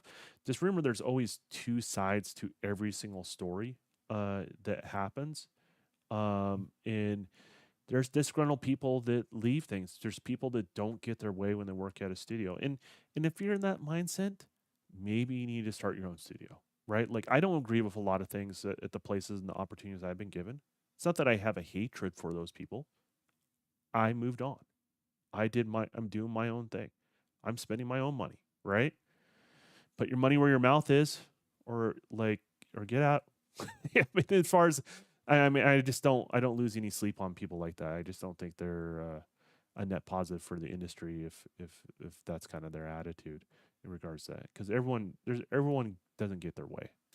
If you work any IP that's that big, you're not going to get everything that's your way. And then a game that's exists that long, you're going to have different divisions of communities, and they're never always going to get their way too because there's things they fundamentally disagree on, and that's just how it's going to be. But Right. just let games be games. Let new things they do. If you're not doing the politic things, you're not virtue signaling, you're not doing any of that other shit that's very divisive amongst people. You're just making it another game with slightly different game mechanics. If that's all we're arguing about, that's all we're talking about, then let everyone have their peace of mind. Let it say it out there. At least be respectful of people you disagree with, and keep it moving Right. because there's going to be new titles and they're going to take new takes on it. And Halo's an evergreen product. It's going to be around forever. I guess that's my final say on it. So Yeah, no, it's pretty crazy. I guess, this is, I don't really care because I never really paid attention to the guy like that. But I guess the Dr. Disrespect guy yeah, finally confirms the reason of his lifetime Twitch ban, and then he admitted that he had inappropriate conversations with a minor. So listen, man, I, it blows my mind as being somebody that's in the social media, myself, and being a content creator. We're both content creators and stuff like that. Um, I get it. Like when you have those moments where things is going really well, you got people that praises you or something like that. You get a pretty big head. So I don't have nowhere near the fan base that man has or other people have. So I could just imagine. But it just also kind of shows how little that they think of themselves in order for them to get out there, or maybe that type of bullshit was always in them. I don't know, man. Like, I don't know listen, man, either. I I will say can't. I I'm will saying, say listen, man. this. Like Yeah, man, you can't be talking to kids. I never Come on, followed them. bro. I've never, like in regards to Yeah, that, but I've me seen either. clips and things Yeah, like that, and I thought it was funny. yeah, But the seriousness of the situation does sour those moments now, right? When those clips go by, and yeah. and it's I think it's unfortunate. I think it was a situation where you look at it, he just wasn't thinking. It wasn't, it wasn't intentional. I think there's a big difference when there's a tint on those sort of allegations and versus not. Both are inappropriate in regards to that. I think if I remember correctly, there was a time where he accidentally, well, not accidentally, he physically cheated on his wife. He was embarrassed by that. I think this is all in that same window of things that happened that he was reaching out to people on internal communications within Twitch. I think that all kind of happened and coincided in one moment. And I think it sucks for people to fall like that. And, but I will say this, if someone is really kind of like that, there's multiple cases that they do something like that, which is extra sad on top of it, because I mean there's more victims. But um, if someone makes a mistake and is willing to learn and all parties involved admit there was no wrongdoing, um, I that's, I guess it's not my business at that point, I guess is what I'm saying. I will say Right. this though. I mean, I think a lot of people don't like Twitch, and there are certain things I definitely don't like Twitch, but I think they made the right move, right? Right. I think there was earlier mistakes there also responsible for it. Not to take away from anything from Doctor Disrespect and his responsibilities, but if you have an internal communication system or DM system within that, and this goes with all tech companies, I think you have to be able to verify age and then let only people above 18 speak with people above 18, and anything that's younger than that, that's they can't communicate. Like I think if we talk about, Yeah. like, we want to protect children, and we talk about technology, how do we proceed from that? And I would say that expand that to PSN, expand that to Xbox, like even in game chat. If you from a system level, if the you can't prevent people from like trying to find workarounds on that stuff, right? But you can put proactive effort to protect all parties involved, where you can say, hey, if you're under the age of 18, you can only voice chat within game with people that are of your age, right? Yeah. The same Yeah. thing with that. Um, Credit card, makes it so you have to verify that you're of legal age, in regards to that. So if your name doesn't match on the card on your profile, that should flag things. There's things I think within, we're not new, that we need to protect. We can proactively protect children, and Yeah. and in that process, you also protect people that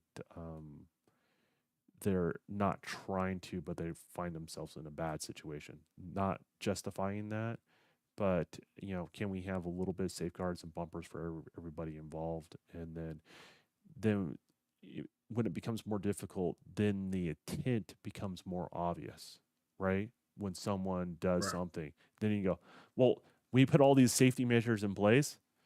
This guy's an asshole. We got a tool for this. It's called wood chipper, right? Like, Right. that's as far as I'm concerned, because it just, but there's so much weirdness about it too. Like, there, people act like they were the person that was on the receiving end was protected, but how are they protected when all his sponsorships obviously knew of something and booted him off a long time ago, 2 years ago, right? He kept some of his sponsors, but not all his sponsors. So there's a level of complacency that has happened, and that's a little bit concerning, as far as the industry is concerned. Hmm. Because they cut off ties, and now obviously other people are cutting off ties. He's losing his studio he's a founder of. But Right. I saw that. I saw that. Yeah, last night that but they it, cut him. he Yeah. but he did a responsible thing. He didn't just get cut. They had a conversation. He talked about, they had a conversation, in regards to that. So yeah, it's I think people just get, when they get in that space and they feel themselves, those, they just don't realize where they're at. I mean, you hear about all that crazy stuff that happened with the Smash Brothers stuff, right? Back in the day with Smash Brother Oh tournaments yeah. and No. stuff like Yeah. Yeah. No. I the remember. stuff. Yeah. I The, was yeah, the seeing all stuff that keeps stuff like that. popping up Yeah. when they have meetups and stuff like that. I'm like, dude, you know, Yeah, like I I live remember all that stream. crazy shit. I just want to talk to people that are adults. Yeah, I don't, you know what I mean? If you know, in regards that, you ever have like a party chat and then someone that you can tell it's young and you had to kick them out. You know what I mean? Like it's like you don't. This is not a conversation for little ones. You know what I mean? So Mm. yeah, I think this should be a lesson of anyone that does a platform how to protect all parties involved even more. Um, and it should be a lesson for people that are feeling themselves. Don't don't do that shit, man. Don't be grabbing ass. Yeah. Don't be trying to meet up. Don't don't do any of that sort of stuff. In regards to that. So yeah, but I think it all happened around the time he ended up cheating on his wife, and he apologized to everyone on stream for that. He took a break in regards to Yeah. that. So not Yeah, to it's pretty justify crazy. it, but I just think that's the timeline it all happened. Yeah, well, I mean, yeah, I think so. But again, like this would have been different if this is like he's having a conversation with a girl that looks like a woman and he doesn't know her age and then finds that out. Yeah, well, But if you know her age, that's the thing. Or that's what if he you're still expressed. So I communicating don't. with your after, if you know, well, if it's I'm not. but if you still continue to talk to her though after that, see, That's and I don't know the all the details of it, well. but No one does. listen, No man, one really does because right? said like basically the conversation went a direction that it shouldn't have. No, nothing was exchanged.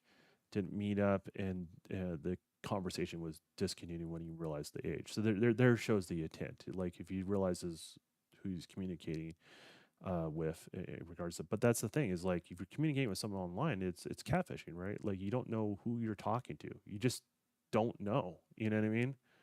So all that stuff. I don't know. It's rough, man. It's a rough conversation. I think it I, hits on so many I, levels, and people like well, he's want to protect cooked. That's children. all I know. Yeah, Yeah, like he's cooked. So listen, and then now people saying he admitted he beat his. I don't know. Like I said, I don't pay attention to the dude. I just found it to just. I just wanted to just touch on it because I just read it right here, and I was just like, oh shit. Well, it's even worse than that. So you know. And then I seen him saying something yesterday, saying that he was going to take a break. Man, yeah, just be done. You're a millionaire. Just sit back and then just invest your money into something else and then be gone for a while. And if you want to try to come back in a few years or so, then do that. Or if you're making enough money doing your side ventures or whatever, while you're not even in the public eye, get the fuck on. Don't have to worry about it. Live your I life. But you think know what I'm saying? But if you get caught with some shit like this and yeah. it's not a good look, man. So it's damn sure not a No, good look. no, it's not, and it's just I just I feel like I look at these things like what lessons can be learned from all parties involved, right? How can we improve the world that we all interact in regards to, and I don't look at it from giving him excuses. Like he's responsible for his actions, right?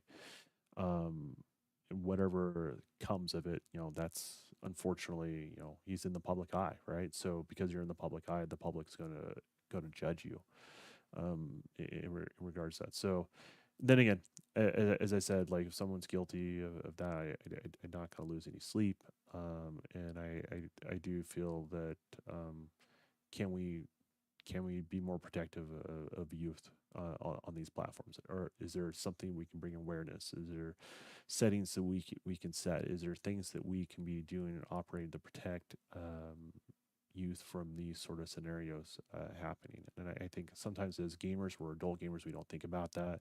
I don't have kids. Your kids are grown, so like it's not on the forefront of your mind. But I'd look at my niece and nephews. I'm like, how can I protect them? You know what I mean? In Hmm. regards to these situations, and you can't keep them away from everything, but can we put better safeguards that protect them? I think that's something that needs to always be revisited every couple of years with every platform. What things can we do to protect youth? So That's kind of crazy, but all right, man. Let's go ahead and just kind of end the show with this on this one. And that's about the exclusive talk.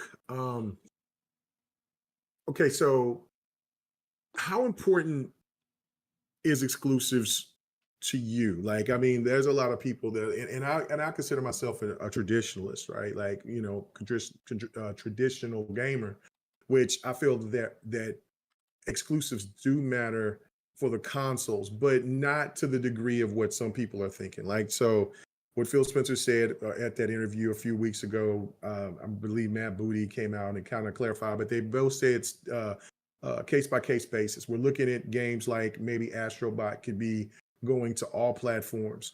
The Lego Horizon game that's going to be on the Switch.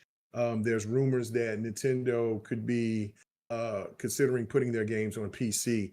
Uh, Once this, I'm saying, once this thing starts moving, I only feel the traditional mainstays should stay exclusive for the console. Do you have the same thoughts? Like, I don't want to see God of War on Xbox. I don't want to see Halo on PlayStation. I don't want to see Zelda on an Xbox or a PlayStation. I think that the mainstay games that has been known as synonymous for those platforms should remain to stay exclusive. But everything else, it can be for the streets. Do you feel the same way, or do you have a different thought, different take? Um, I mean, the end goal, if there's no exclusivity on any game, that's what I would prefer. Mm-hmm. On any platform. Ultimately, that's what I would prefer. In a situation of competition where literally what we're doing is we're playing a game of chicken, right? With Mm-hmm. exclusives. Mm-hmm. He goes, "Ooh, can we afford to have this exclusive on, or this this one on, or are we going to lose sales on this, or not?" I feel like this is weird game of chicken that we're participating in, and if that is the business model that exclusives do matter to a point of for the survival of these platforms, Mm-hmm. um, then it's really a game of chicken who can hold out the longest to make that work to their advantage. Um, do I think ultimately that's where we'll end up? I don't think so. I think ultimately at the end of the day, I think Microsoft's got a game plan to bring more PC stuff to console. At least Phil's hinted at it, and vice Yeah. versa. There's something to Sarah Bond talking about game preservations. There's something to that we're not getting. There's more to that statement Right. that she keeps saying. So I think there is a major platform change that's going to be happening, and that's intentionally there to preserve people's view of security with what they invested in. Does that make sense? So if you're an Xbox gamer Mm-hmm. and you have hundreds and hundreds of games, but you decide to move over to PC, but your games don't show up there, right? Like, do you still keep a console? Like, it has a inherent value. But if somebody like my view is, if somebody just wants to entirely move over to PC and their Xbox library, Not you hit that dude in the back of the head with that knife. That shit looked like it knocked him out. It knocked him out completely. I'm watching your gameplay. That was hilarious. Continue. You laid his ass out with that knife. And she just collapsed. Okay, go ahead. I'm sorry. But I'm listening. my thing is, I don't care if they go to PC. I As a gamer, as a developer, all the hats that I wear, I don't care where that person goes. Mm. In regards to that. So, um, what if you are going to do that though? How do you protect people's investments they have had in Xbox? And I think there's something to game preservation. I think there's a net gain from that. But if you say like all of a sudden, who's going to win the next part of the war, whatever you want to call it, because it's not the same war anymore. It ain't going to be a different. Yeah, it's not going to be a console war. But Yeah, it's but going to be but something different. yeah, it's just a platform that plays games, right? Yeah, So, yeah, that's it. which is fine. I think those things will survive on its own. They're worth their Hmm. investment.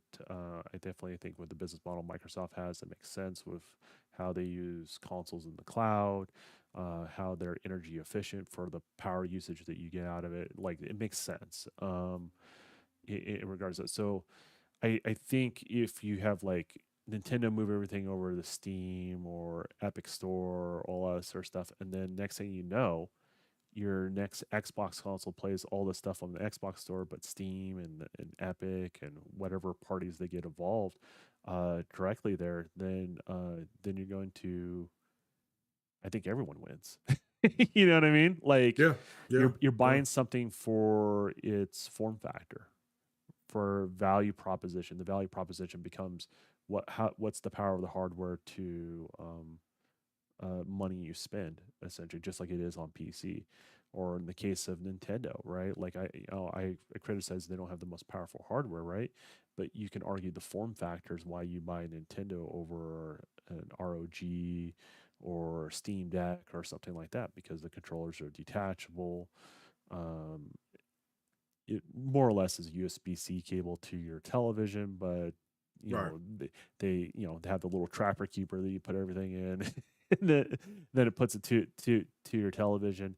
So like but there's inherent value with that alone, in the form factor, in regards to that Switch. And just like there's inherent value, I know people that won't get a ROG Ally because there's things they like about the Steam Deck, even though the ROG Ally has better performance in certain areas, right?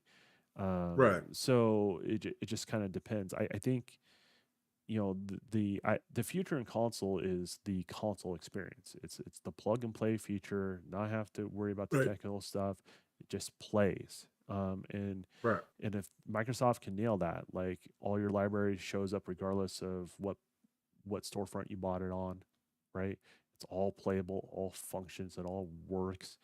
And it works at the reliability of a typical console, but not the reliability what you see on the PC side of things, because there's still issues, right? It's a lot better on PC than it's Mhm. been, but there's still issues. If they can preserve that, I think they'll have a winning formula. And then you may not have a choice because they already released those games on Steam, like the case of PlayStation, God of War, and you may not have Right. the choice. Like the thing is, do you prefer playing God of War on a PlayStation controller, or do you prefer playing on this? Playing on the PC with my Y- Xbox controller, Yeah, with my Elite. Yeah, so the by default you're not going to buy it on PlayStation, right? right. Well, Y- I did buy Ragnarok on PlayStation, But you get what I'm saying. um, You yeah, yeah, by yeah, yeah. But default now you here forth, yeah, your I've your your changed your up. your Yeah, your choice of platform is where you can play with this controller, and the same thing with right, PlayStation guys to some degree as well. So um, right, it's just all about value proposition per generation. If a gamer realizes they can get more higher quality games on one platform than the other, that's the danger of not having exclusives, and someone else holding out and not allowing those exclusives to come over to other platforms. That's why I say it's a game of chicken, in regards to. But my dream is I can play my games on the hardware I prefer, whatever that hardware is. So let's say I choose to be a PlayStation guy, I would still want to be able to play Halo, right? If I mhm. choose to go the portable route, which is not my style, but if that's something I did, I would want to be able to have that platform as well. So Yeah. I can agree with that. I think that I mean at first I was not a fan of hearing any of it, because I really didn't like the fact that High Five Rush was over it. I didn't like hearing that this that and the third is on X. I was on PlayStation, whatever. But then I kind of looked at it and I'm like, well, hell, if Xbox has got these games already on PlayStation's top 10, that's more revenue for maybe a sequel or things like that. Now that won't happen with High Five Rush, unfortunately, but um it's just one of those things to me. It's just like it makes sense business wise, and Xbox is yet evolving and changing gaming, or I should say the console gaming aspect of it, and then getting away from the one thing that has been kind of like a stickler from them, like that there was like Xbox has no games. That's not the case anymore by a mile. So now it's kind of like let's just kill this other narrative about how important that these exclusives are because hell, even when we have better games that come out than the competition for that particular year, we don't get the accolades that we should. So if we get rid of the whole exclusive situation or even get these games get higher ratings on another platform, then hell, then we win on all fronts. So I see the strategy, like I said before, it's the Trojan horse approach. Um, because and then they're like guaranteeing us this and that, and then also I just found out last week that the FTC case is now dropped. It's over with. Hmm. So now they're free. They're free to go and do it again. And so this is, I think, is all part of their strategy as well, by saying, look, we're putting games on other platforms while other platforms is keeping games away from us. You see that we kept our word. We have been making these deals. So of course we want to get Steam. You know what I'm saying? Why would PlayStation continue to keep doing stuff while PlayStation is constantly still keeping stuff away from us, which is now the new stuff, the new Well, information that's coming out about the Wu Long game, while it's being delayed, not coming to Xbox early, is because PlayStation has offered a deal to make sure it don't come day one. It wasn't nothing about the Series S or X. yeah, I mean, So there's definitely that element, and I get where I don't get mad at Sony for doing that stuff. I get it.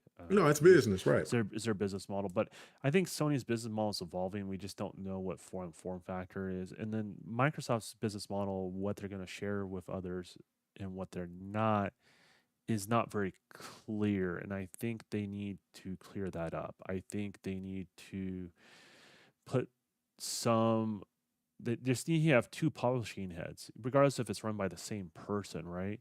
Mhm. They need to have Microsoft games and Xbox games studios. Yeah, Those yeah, those two, and so if it's that an makes perfect Xbox sense, game right? studio, what it's entailed, but they don't want to do that because I can tell they don't want to 100% commit to it only being on that platform forever, right? Like Mhm. they want the wiggle room where it's out.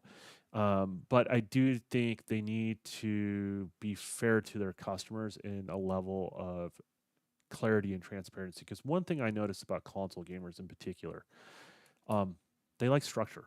They like to know what they can depend on. They buy a console because they know it's going to work. I plug it in, it turns on, it goes, right? So when you're communicating with them, understand the framework of who those people are, right? What that audience is, why they like consoles in the first place, and make sure you don't ignore that. Acknowledge those sort of things. So yeah, I'm sure it's going to evolve.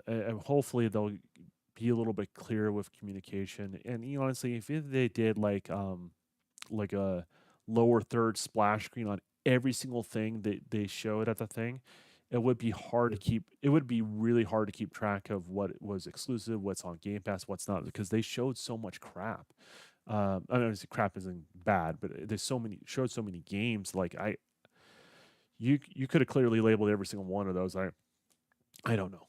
Well, I mean, yeah, I'll just briefly tell you the games that, and this is it's a substantial list, but it's still, for the games that, and this is not even half of them.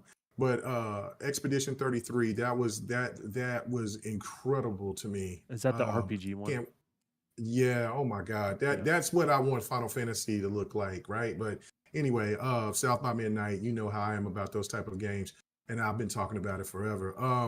Metal Gear remake. I was like, yo, okay, I might get back to start playing some Metal Gear again. This looked fantastic. Flintlock, that's already available right now. I Is it? I, I need to boot that up and see. Yeah, it's available right now. I Is it through Game think it Pass or no? is. It is on Game Pass. No, I don't think it is. I'm sorry. It'll be available on the 18th of Okay. next month. But you can pre-download it. So yeah, it's already Okay. downloaded So now. technically, it's Um, kind of out in the sense you can download it, but not you can playable yet. download it, but Yeah. yeah, it's not playable yet. Age of Mythology. I know that's not your type of game, but it just caught my attention. Perfect Dark.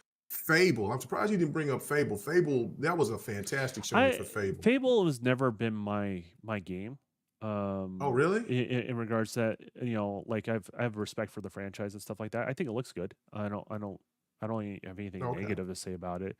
That's one of those things where people were being a little harsher on the game character than they should, sort of thing. Kind of like they were with the Perfect Dark Oh, it was such a character. better showing. It was. I mean, I enjoyed the showing that it was, and then people are weird. I don't know. They're horny. They're too horny. They need to Well, find it's well, a what's significant other in real life. it's not just that. It's things are changing for them, and they're having a hard time with they try to paint everything in the same box, and it's not. Like there are people that they have different worldviews that can separate their worldviews from their art. Hmm. In regards to that, and I think it's very important. I think as somebody that comes from a different perspective as you, right?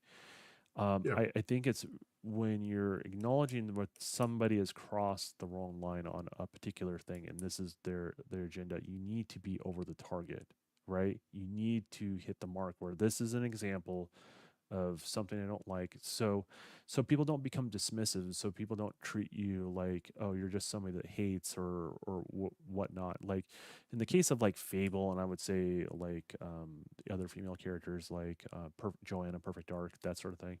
They Mhm. it's very intentional. They pick a particular view, right, where it's not the most flattering for the character, right?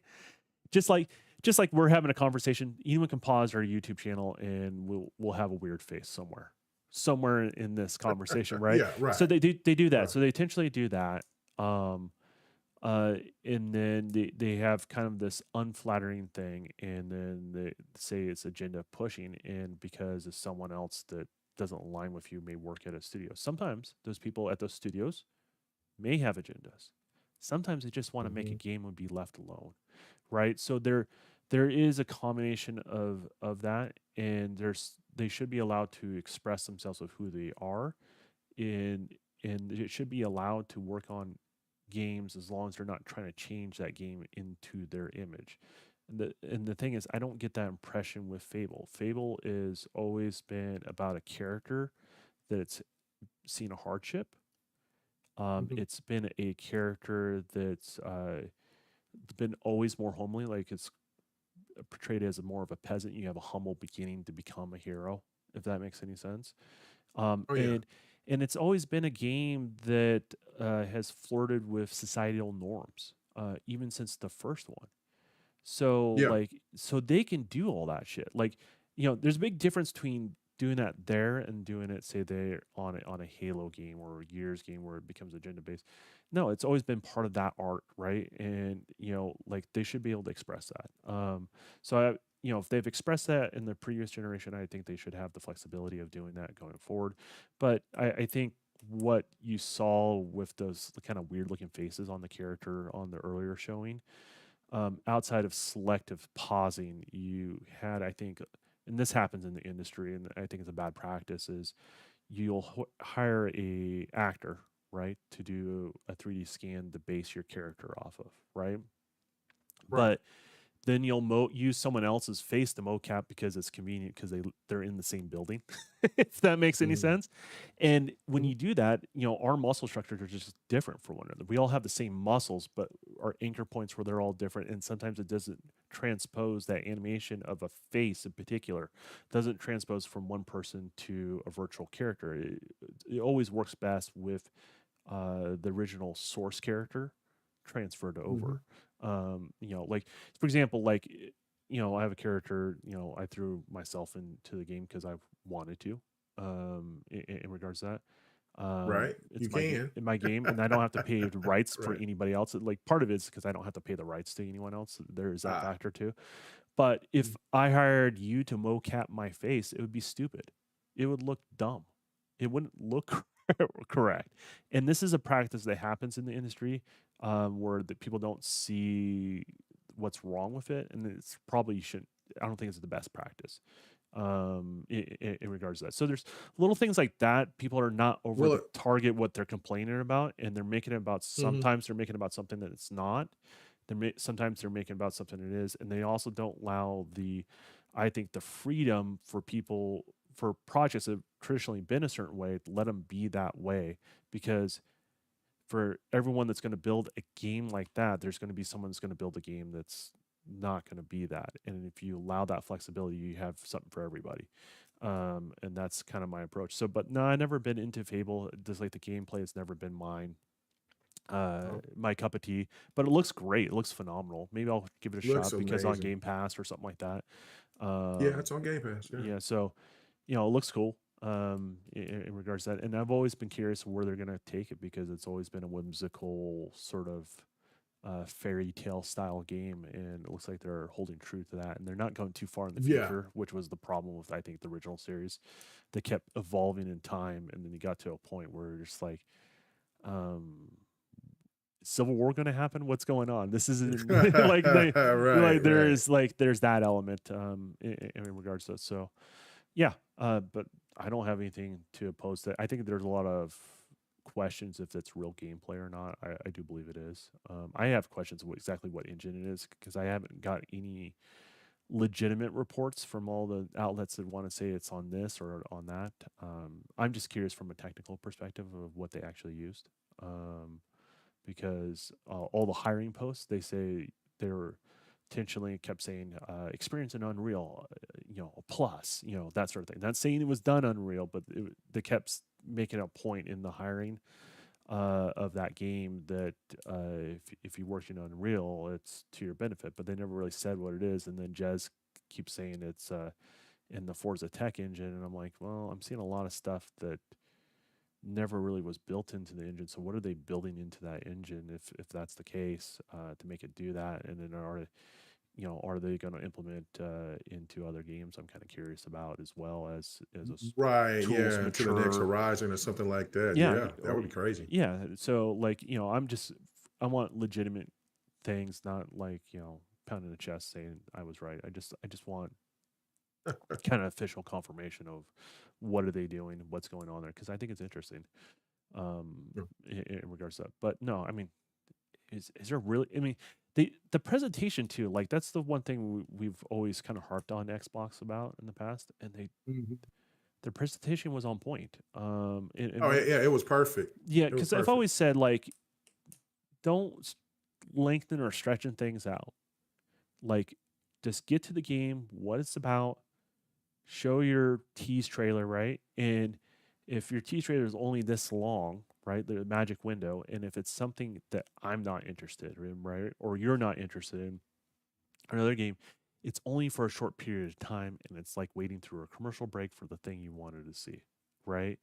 and Right. and I think that finally has sunken in. They kind of did this style last year, but then when you add a bunch of games that are very interesting, very appealing, I think it makes it that much more impactful. Makes you want to see more, everything about it. And what's cool about this is stuff is more recent. This is the more recent stuff that's going to happen, right? Right. This is not like the thing like other our boy Bot would they always say they want to tease for the future, but I've been always been more of like show us Yeah. So stuff that's show us coming a, soon. Yeah. it's coming soon. It's more of what you're gonna do for me now, and then also show stuff in the most accurate way possible what you're gonna purchase, if that makes any sense. And so the Yeah. only really way to do that properly, the way games are currently made today, is to wait until you're ready to show it. And there's more stuff coming at Gamescom. Like I don't have high Yeah. expectations, but like, what the hell are they going to show? And I guess Nintendo's going to show stuff at Gamescom too.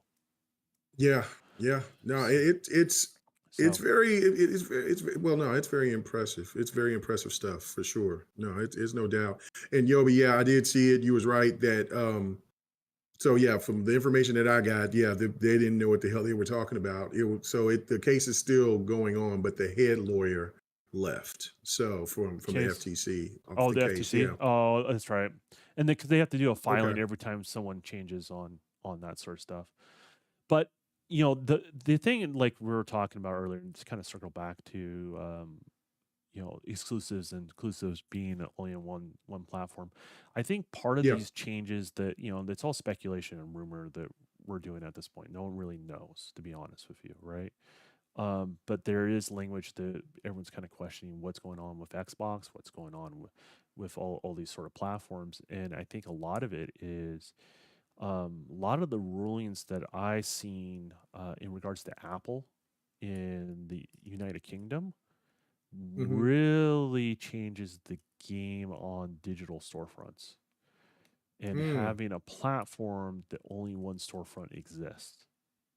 Does that make sense? So, like, Yeah. PlayStation, as of right now, is a closed platform. Xbox, Right. Nintendo, they're all closed platforms. There's one storefront that shows up on there.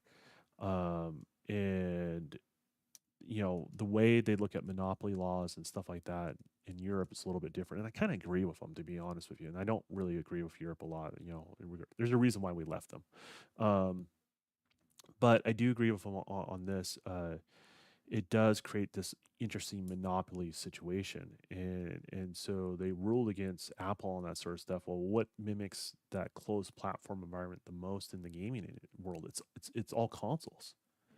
So I think there by default we may all end up being there, right? Because these are international platforms, right? Like, what happens if Xbox allows all their games on all platforms only in Europe?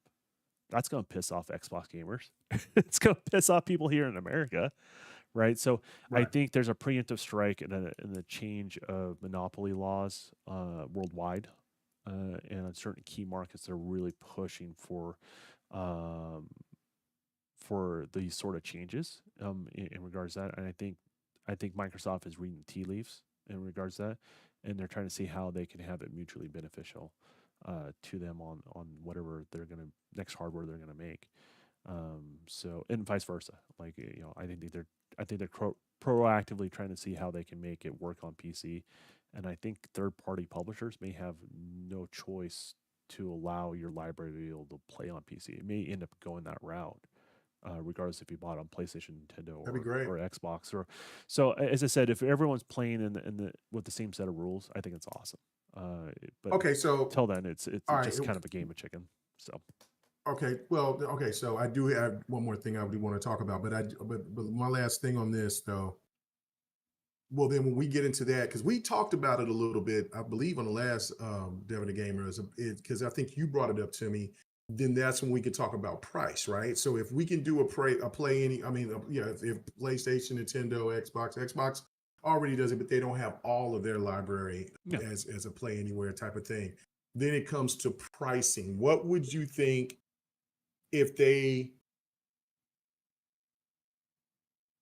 raised it up $10 more to let's say $80 for the play anywhere or $20 too much. for the option of play? Too much? Okay. My, So it my should be argument is they haven't given the perceived value necessary for 70. So how do you right. justify Yeah, because 80? people Right? are yeah, people well, no. Okay, so my thing is like, okay, so if they implement now, Xbox could sit there and could win definitely if Xbox thinks smart and not greedy and say, look, well, we're going to keep our games 70 and lower and still keep our play anywhere standard. You know, the Nintendo and its PlayStation would definitely try to make more money out of it. But what would you think the cap should be? So you just said no. Like I'm saying that I'm trying to figure. I've always to tried be to. reasonable, another $10 to where you can buy that game one time and you can play it on PC and what you call it. I'm not going to be mad for an $80 title.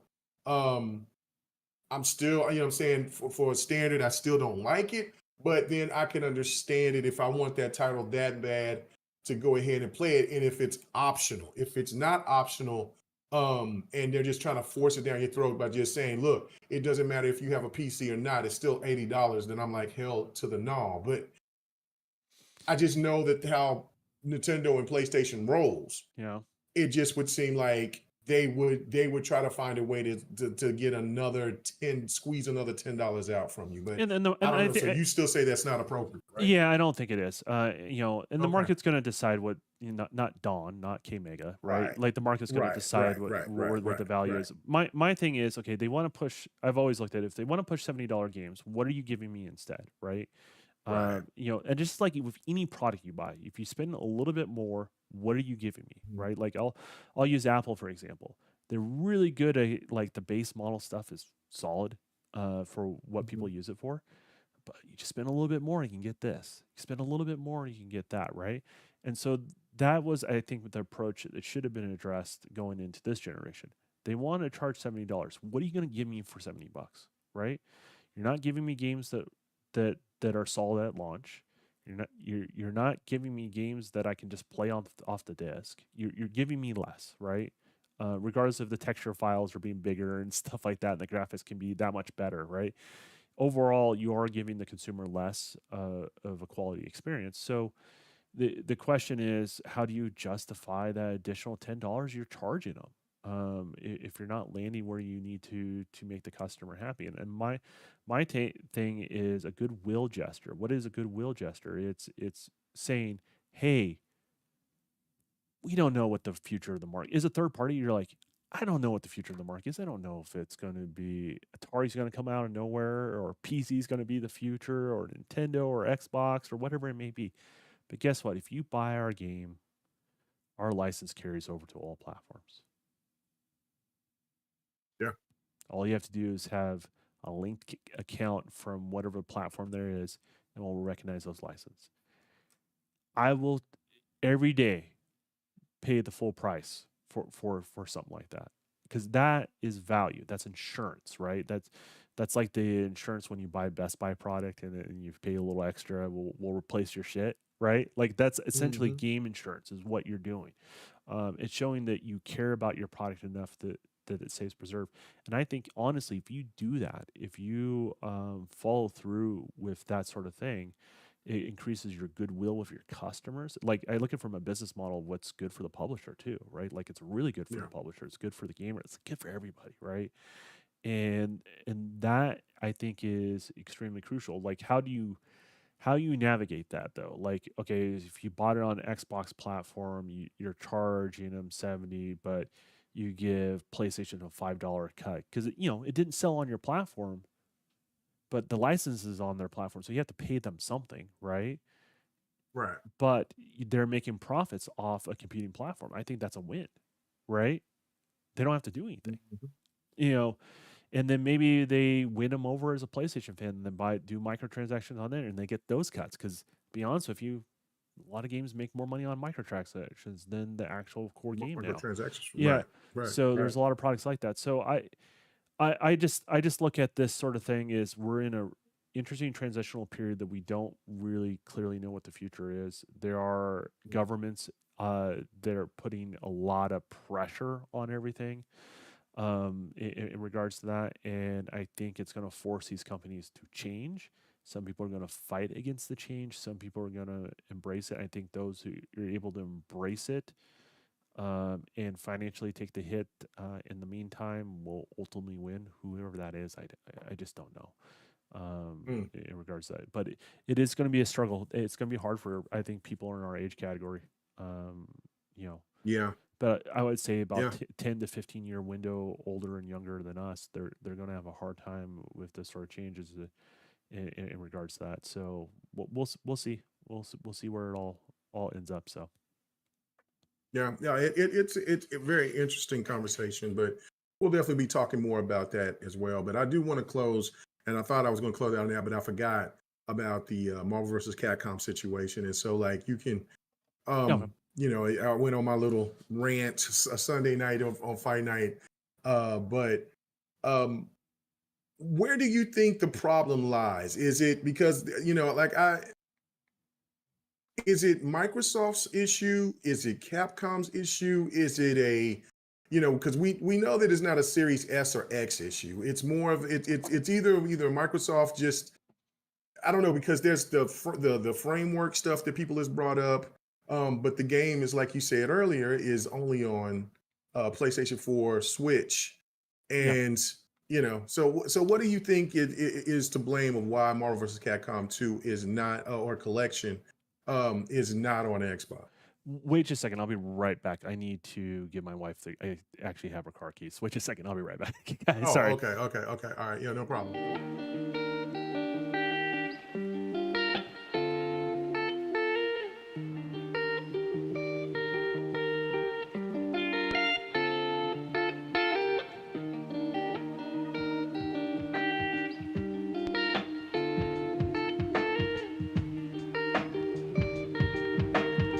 For it to be available on PlayStation 5, the new Switch, the new Nintendo console, Mhm.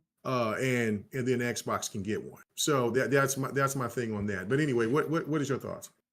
Since you're Well, back. I think it's the MT framework is at the core of this. I think this was just a quick job to put a collection of games that they already own. They're already done. and get exposure by bundling them together. I think that's all it is. And what was the least amount of work they have to put in to get it onto the market? And I think that's all this is in regards to Okay. that. And if it turns a good enough product, um, then I think ultimately it'll come to the more recent platforms. I don't see any reason why it wouldn't do Okay.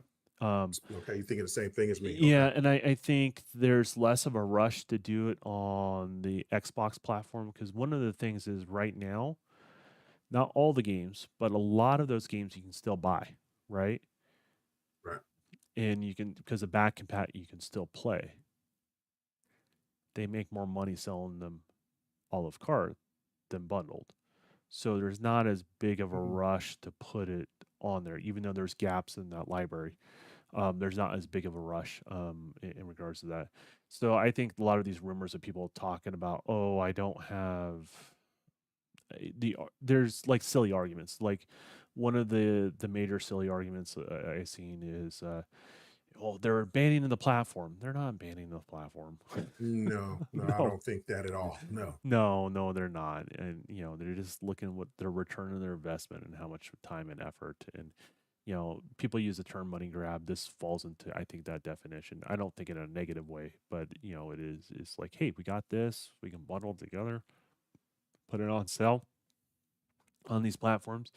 And I think, interesting enough, like, a lot of third party struggles on the Nintendo platform. But I think this um, placates to a lot of Nintendo's audience as well. It doesn't mean it doesn't placate to other audiences, but it placates to their audience in a way that other third party titles I don't think really quite will see the same level of success. So, I think it's cool. I do believe in game preservation where we can, bring it across all platforms. I think it's a win-win.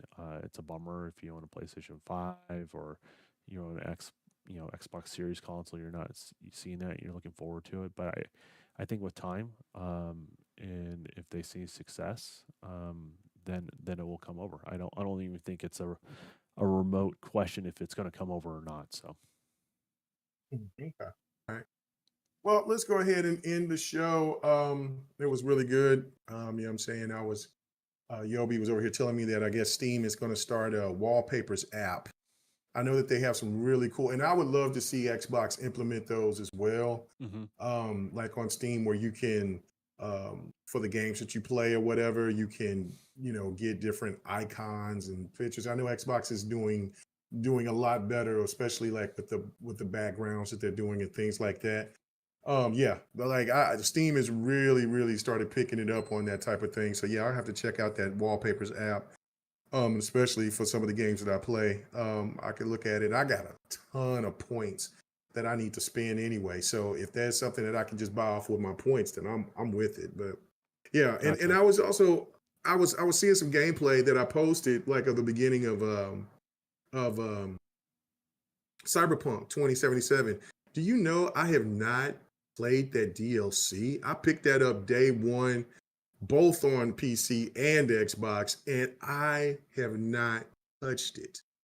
So that's crazy to me because you know how much I love Cyberpunk, but it was just so many things I was playing and caught up in at that last year. I'm just like, damn. So I got to go back and I got to play that. I got to get that. I'm just, and then Assassin's Creed. The more I keep seeing the Assassin's Creed gameplay, I'm like, okay, I need to go back and I need to play that because I was enjoying it, even though I'm really stoked about Which the open world which one. But Assassin's Creed? The Mirage game?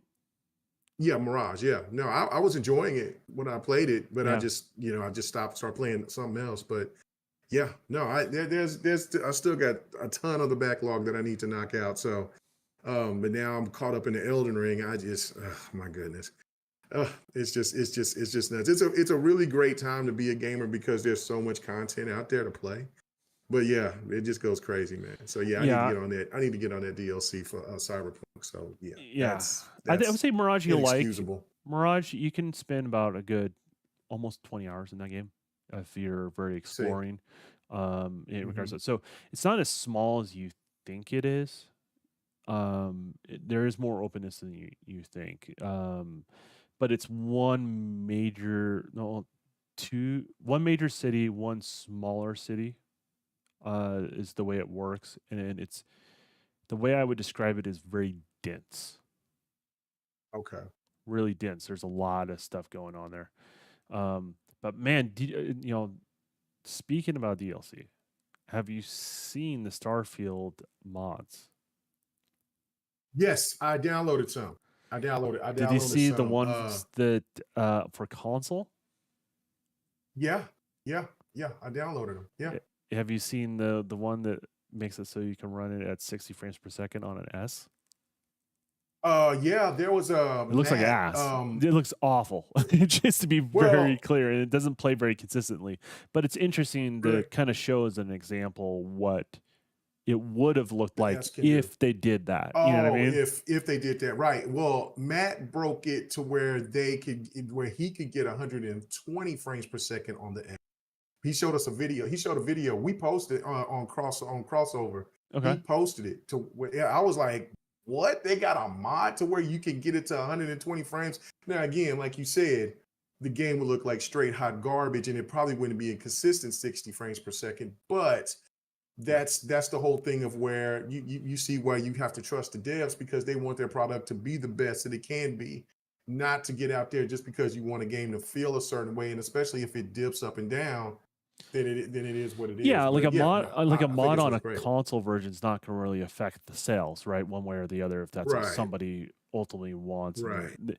they're truly about that life where they'll sacrifice everything. Most people that say that, you know where they land, Oh yeah, no, no. right? I know exactly what it They're is. Yeah, they're more you're right. talk than reality, right? Because it gets some attention, but yeah, it's interesting to say the least what's going on there. So I think it paints a clearer picture for people to see what's going on. It'd be interesting to see people play, say if it plays like hot garbage or not, right? Because there's inconsistencies, there's syncing issues with things in the environment. There's a lot of Hmm. there's a lot of technical issues, but I think it's not a bad approach. Release the optimized No, version for the platform. Um, Allow a mod to be open that up later. I don't think that's a bad way of going about it, and I think it gets the point across. That it deflates a lot of internet arguments, but the internet's going to argue regardless. So oh yeah, no, that's just what it does. But yeah, no, I did, and I even got the Batman skin just because I don't probably won't ever use it. I know the Star Wars stuff. I picked up a couple of Star Wars, but I probably won't use that, even though they look really really dope. But I did. I'm definitely going to play those added story modes, the different guns that they add and stuff like that. But I want to go through a second playthrough as Starborn, so I can go ahead and then mm, because I kind of want those achievements, and then I want to get to level 100. So yeah, but that's it. That's it, and then I'll be on those mods eventually. But yeah, no, like I said, and then there's just like Starfield that that there's DLC that's going to be coming to that this holiday. Oh well, winter. So yeah, yeah, Indiana Jones, all this stuff, man. I Like forgot about Indian. Space Marines is going to be dropping. Stalker 2 is dropping. Assassin's Creed. And Don, that was Avowed. Avowed wasn't really on my radar until what they showed later. And I'm Mhm. like, you know what? This Avowed is. Yeah, I'm definitely going to give that some run. Yeah, not like man. Now there's a game called Frag Punk that I'm surprised that you have not. Did you not mention? I You don't probably forgot about it, but probably it did. looks just like a game. It looks like it's right up your alley. It's okay, so it's a shooter, Uh huh.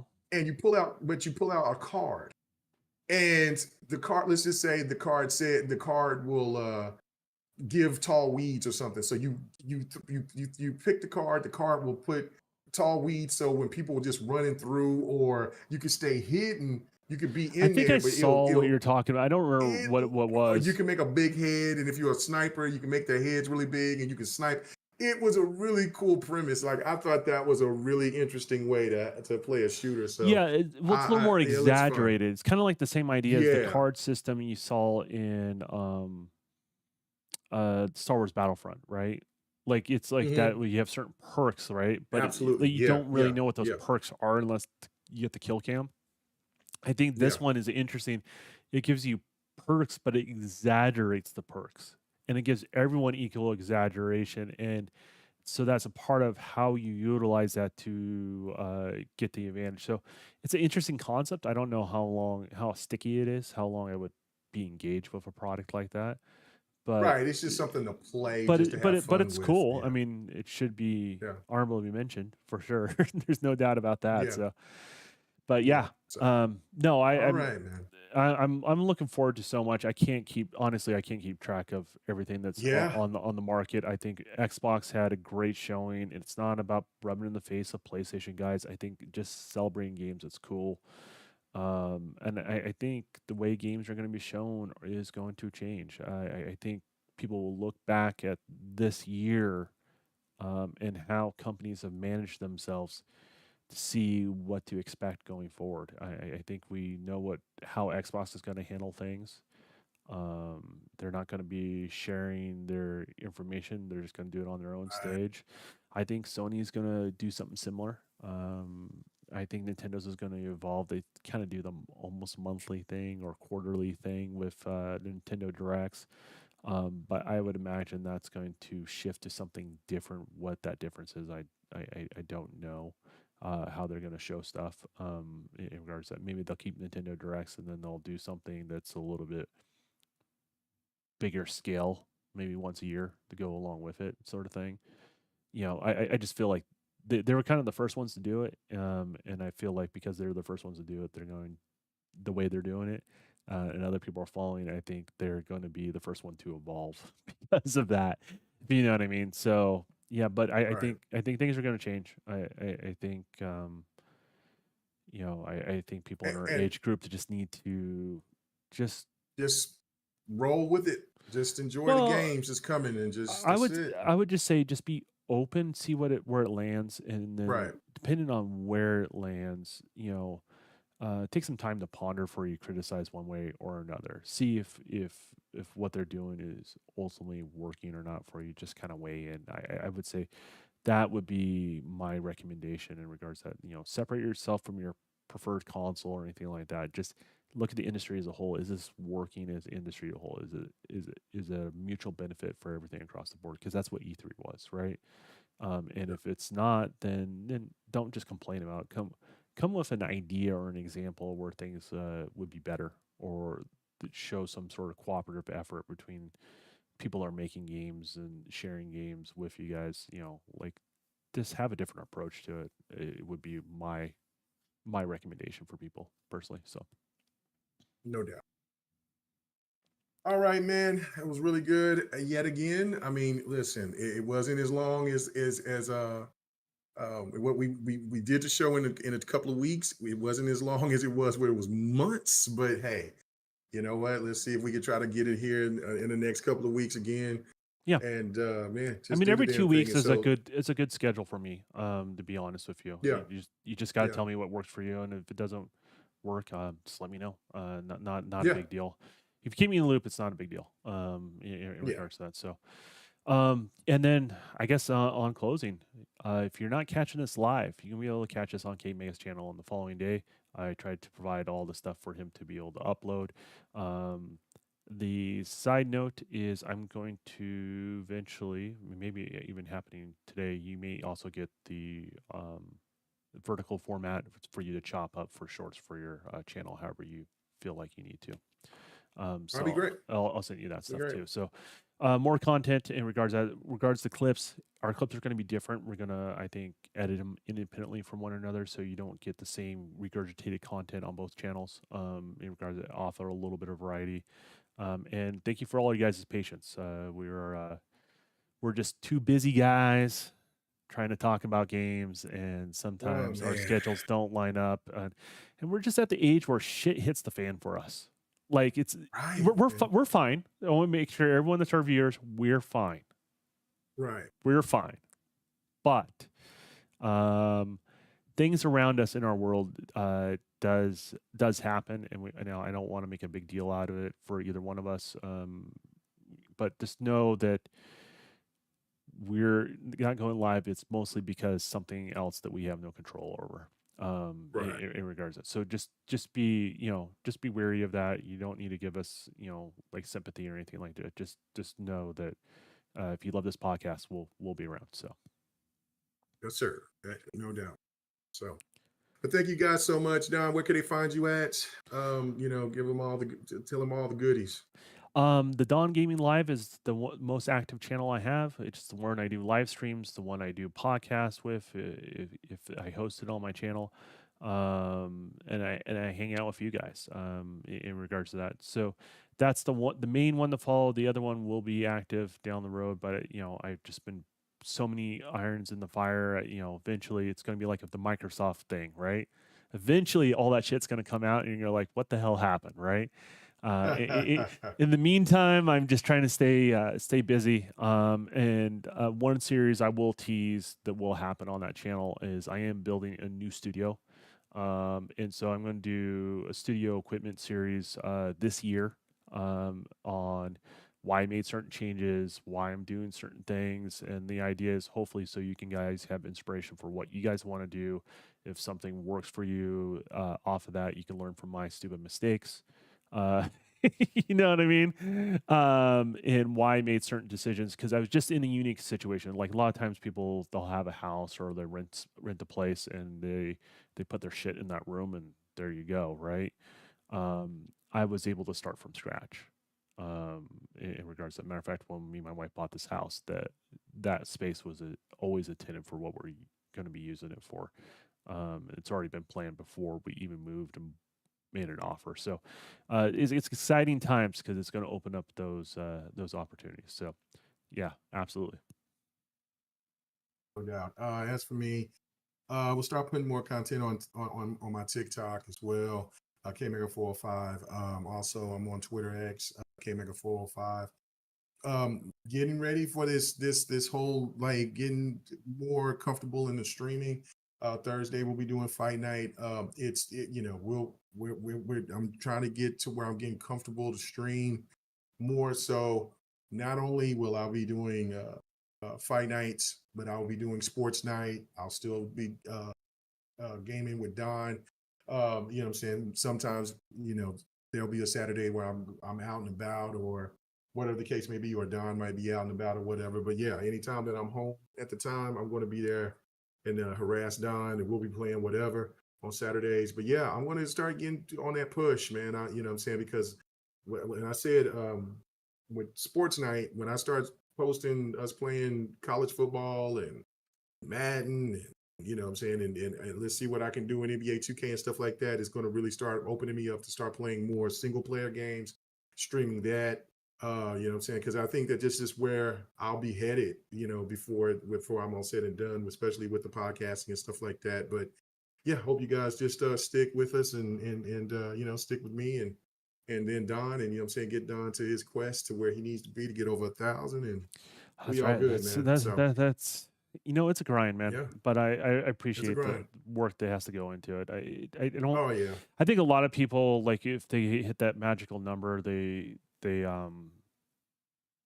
you have that idea of success, but it slows down for a lot of people because people try to help you out, Yeah. sort of thing. Oh, it's But yeah, the thing yeah. is, That's for me, like I feel like the grind's very genuine and it's very like obviously you get kicked back by certain people you associate with and stuff like that, but a lot of it is just putting in the work and learning from that work. And then I think that's huge in regards to it. So I appreciate it being slow too, as well.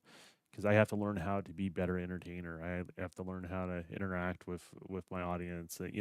These are all things that it takes work and effort and self awareness and be able to look into patient. patience and that's fine, like my time will come, I'm not Yeah. worried about that. But the one thing I did forget about, if you click on the link down below, I think I didn't put the right link in there. I'll correct it after we go live. There's a new merch store that I posted. I wasn't really happy with the old one, so I went with a different partner. and consolidated the series of what's going on. So there's hats, there's bomber jackets, all that sort of stuff. So if you do want to support the channel, I'm always about giving back if you are going to support me as well. And that's a good way of supporting the channel and getting something out of it. I'm a big fan of, what can I do to make it better for you guys, and that's one thing I can start off with. So that stuff helps, and all that money goes back into the channel, back into equipment, and eventually, when things are at a certain point, sometimes equipment will spill into people I partner with, like Mega, to help their products out and all that sort of stuff. So all kind of comes around in regards to that. So if that's something you're interested in, go for it, guys. If not, I get it. Not a big deal. So also, oh no, go ahead. What was gonna say? I'm done. If you got something to wrap it up, I'll let Okay, you wrap it yeah, up. I was just gonna say GRG on Fridays and on Mondays the crossover with me and Ham Solo, but Ham Solo is on hiatus, so I don't know if I'll be doing anything Monday, a crossover Monday, because it just doesn't feel the same without. That's just like me doing the Dev and the Gamer without Don. You know what I mean? Yeah. So, if there's some big news that's dropping, then I might do a my thoughts video or something like that, but. Wait till Ham get back from his hiatus because he needs it. He's working his goddamn ass off. He was crazy as hell doing it. Told him he was going to get burned out real quick. And it came for him, he huh? had to take a break. Yeah, it got him. It got him.